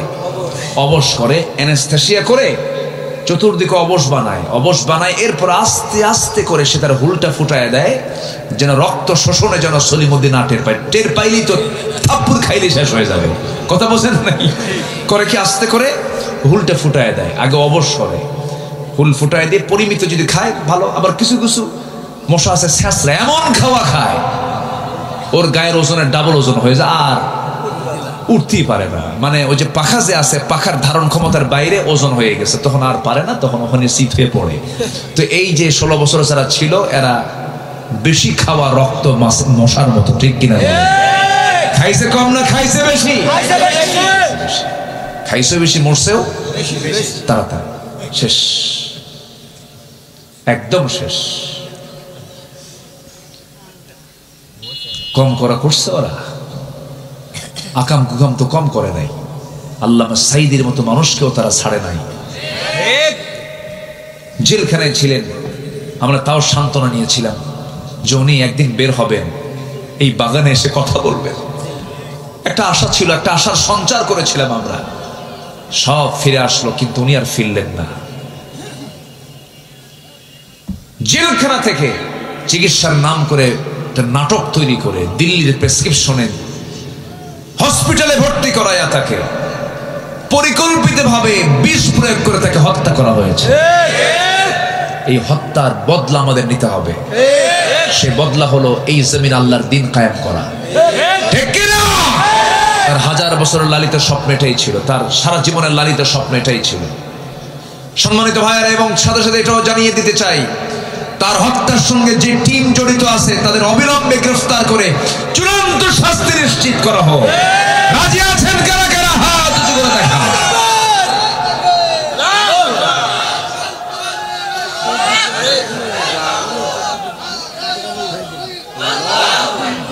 আল্লাহ কবুল করেন, জোরে বলে আমিন। আরো জোরে আমিন, আরো জোরে আমিন। সম্মানিত ভাইয়েরা, নামাজ কায়েমের কাজ কুসুমাস্তীর্ণ নয়। রাসূল মার খেয়েছেন, আমাকে আপনাকে মায়ের খাওয়ার প্রস্তুতি নিতে হবে। নামাজ কায়েমের সংগ্রাম আমাকে আপনাকে এগিয়ে আসতে হবে। 16 বছর কত মানুষ বৈধ স্ত্রীর কাছে যেতে পারেন নাই, ঠিক কিনা বলেন? স্ত্রীর হক আদায় করতে ওরা বাধা দিয়েছে। সন্তানের চেহারা দেখে নাই। এই বিডিআর গুলো 16 বছর জেল খেটেছে।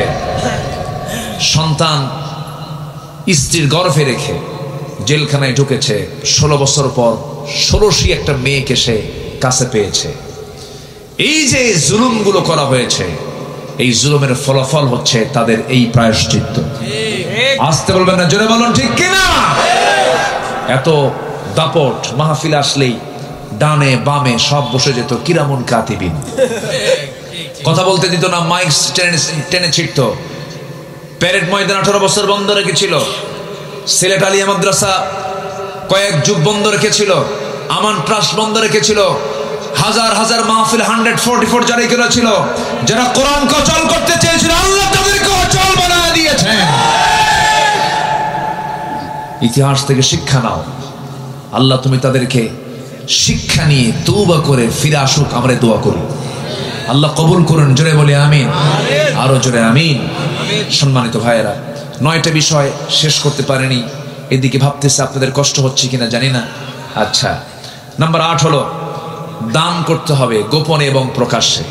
আল্লাহ বলছেন, তুমি যদি দান করো, মা তুনফিকু বিয়ামিনি, বাম হাত জানে নাই ডান হাত কি দিয়েছে, এরকম গোপন দান তুমি যদি করতে পারো, আমি আল্লাহ আরশ আজিমের ছায়ায় তোমাকে মেহমান বানাবো। জোরে বলি সুবহানাল্লাহ।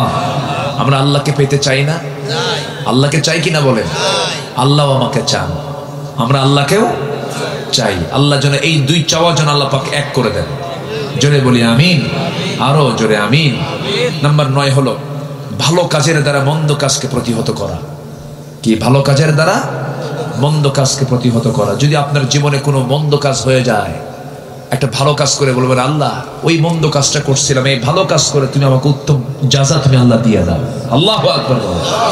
এইভাবে আমরা চলবো, পরিবারকে দ্বীনের উপরে চালাবো। বউ, সন্তান, ছেলে মেয়ে এগুলো সব যেন দিন বোঝে, তারা যেন পর্দায় থাকতে পারে। এই তাওফিক আল্লাহ পাক তুমি সবাইকে দিয়ে দাও। জোরে বলি আল্লাহুম্মা আমিন। এই আশাবাদ কামনা করছি। ধীরে ধীরে আমরা দোয়ার দিকে যাব। আমরা চাইবো কার কাছে বলেন তো? আসতে বলবো না, চাইবো কার কাছে? আমরা আল্লাহর কাছে। নামাজের মতো করে বসি, আমরা তাশাহুদের সূরতে বসে যাই। আমরা আল্লাহর কাছে চাবো আল্লাহ যেন আমাদের গুনাহগুলোকে মাফ করে দেন। জি,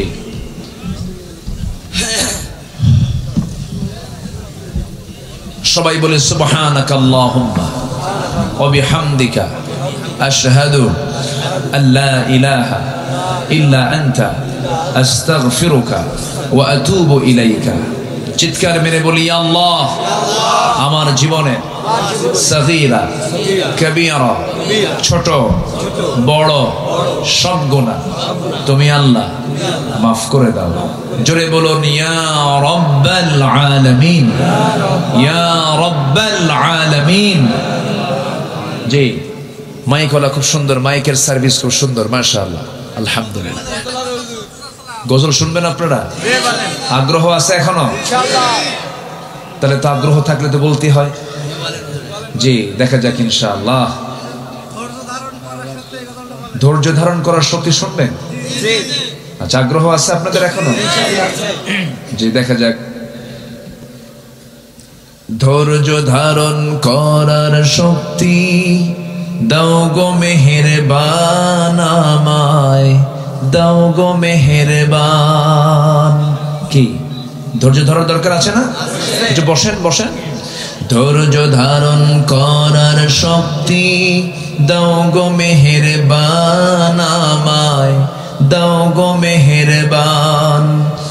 বুকের ভেতর ব্যথার নদী বইছে অবিরাম, বইছে বইছে অবিরাম। আধার আমার আলো দিয়ে কানাই কানাই দাও ভরিয়ে, আধার আমার আলো দিয়ে কানাই কানাই দাও ভরিয়ে। অন্তর জোড়ে দাও গো প্রভু, অন্তর জোড়ে দাও গো প্রভু। ভোরের পাখির গান, বুকের ভেতর ব্যথার নদী বইছে অবিরাম, বইছে বইছে অবিরাম। ফাগুন কেড়ে নেয়া চতর আষাঢ় করে দাও, গাছ গাছালির শীতল ছায়ায় জীবন ভরে দাও আমার, জীবন ভরে দাও। আমার ধুধু মরুর দেশে দাও গো জোয়ার ভাটার শেষে, আমার ধুধু মরুর দেশে দাও গো জোয়ার ভাটার শেষে। পারাবারের বাউরি বাতাস, পারাবারের বাউরি বাতাস আমায় করো দান। বুকের ভেতর ব্যথার নদী বইছে অবিরাম, বইছে বইছে অবিরাম। ধৈর্য ধারণ করার শক্তি দাও গো মেহেরবান আমায়, দাও গো মেহেরবান।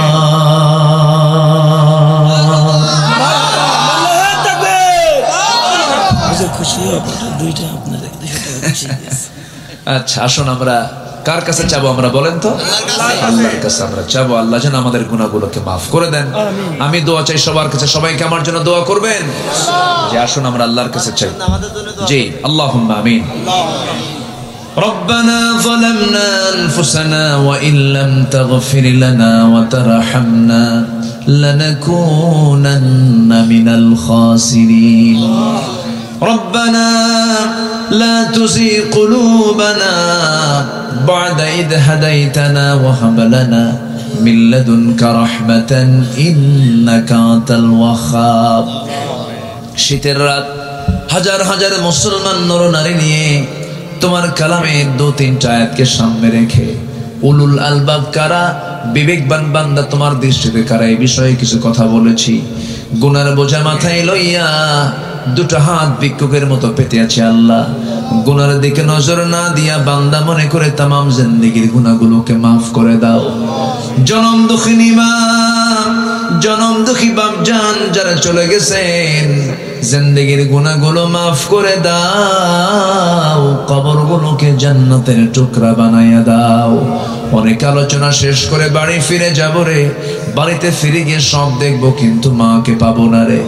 সেই মা যারা চলে গেল, জিন্দেগির গুনাহগুলো মাফ করে দাও, কবরগুলোকে জান্নাতের টুকরা বানাইয়া দাও। আব্বা আম্মার জন্য কি দোয়া তাও শিখায় দিয়েছো, হাত উঁচু করে আল্লাহ শেখানো দোয়াটা পড়া চিৎকার মেরে মেরে সবাই বলুন, রব্বির হামহুমা কামা রব্বায়ানি সগীরা। সবাই বলুন, রব্বির হামহুমা কামা রব্বায়ানি সগীরা, রব্বির হামহুমা কামা রব্বায়ানি সগীরা। বিশেষ করে মাহফিলটার আয়োজন করলেন যারা, শোনার জন্য কষ্ট করে আসলেন যারা, মেহেরবানি করে বিনিময়ে কিয়ামতের কঠিন ময়দান যেদিন কেউ কাউকে চিনবে না, সেই কঠিন মুসিবতের দিনে মাহফিল সবার জন্য নাজাতের মাধ্যম তুমি আল্লাহ বানাইয়া দিও। আল্লাহ এই দুনিয়া ছেড়ে কোন দিন বিদায় নেব জানি না রে, মালাকুল মউত একদিন চলে আসবে, জান কবজ করে নিয়ে চলে যাবে।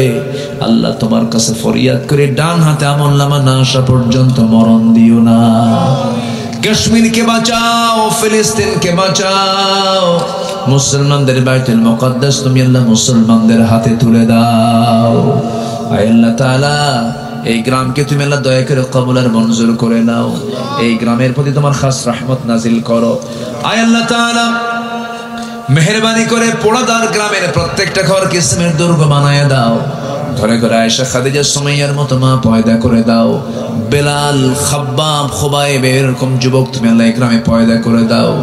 দুনিয়া ছেড়ে যেদিন বিদায় নেব রে, টেনে হেঁচড়ে ঘর থেকে বের করে দিয়া, কাপড় চোপড় সব কিছু দিয়ে কেটে ফেলে দিয়া, গোসল করায় দিয়া, কাফনের কাপড় পরায় দেবে, কবরের শোয়ায় দেবে, বাঁশ চাপা দেবে, মাটি চাপা দেবে। 24 ঘন্টা লাগবে না মাথার চুলগুলো খসে খসে পড়বে, 3 দিন লাগবে না চামড়াগুলো গলে গলে পোকার পেটের খাবার হবে, 7 দিন লাগবে না পেটের নাড়ি ভরি সব চোখ মুখ কান নাক দিয়ে বের হওয়া শুরু হয়ে যাবে। মাত্র 3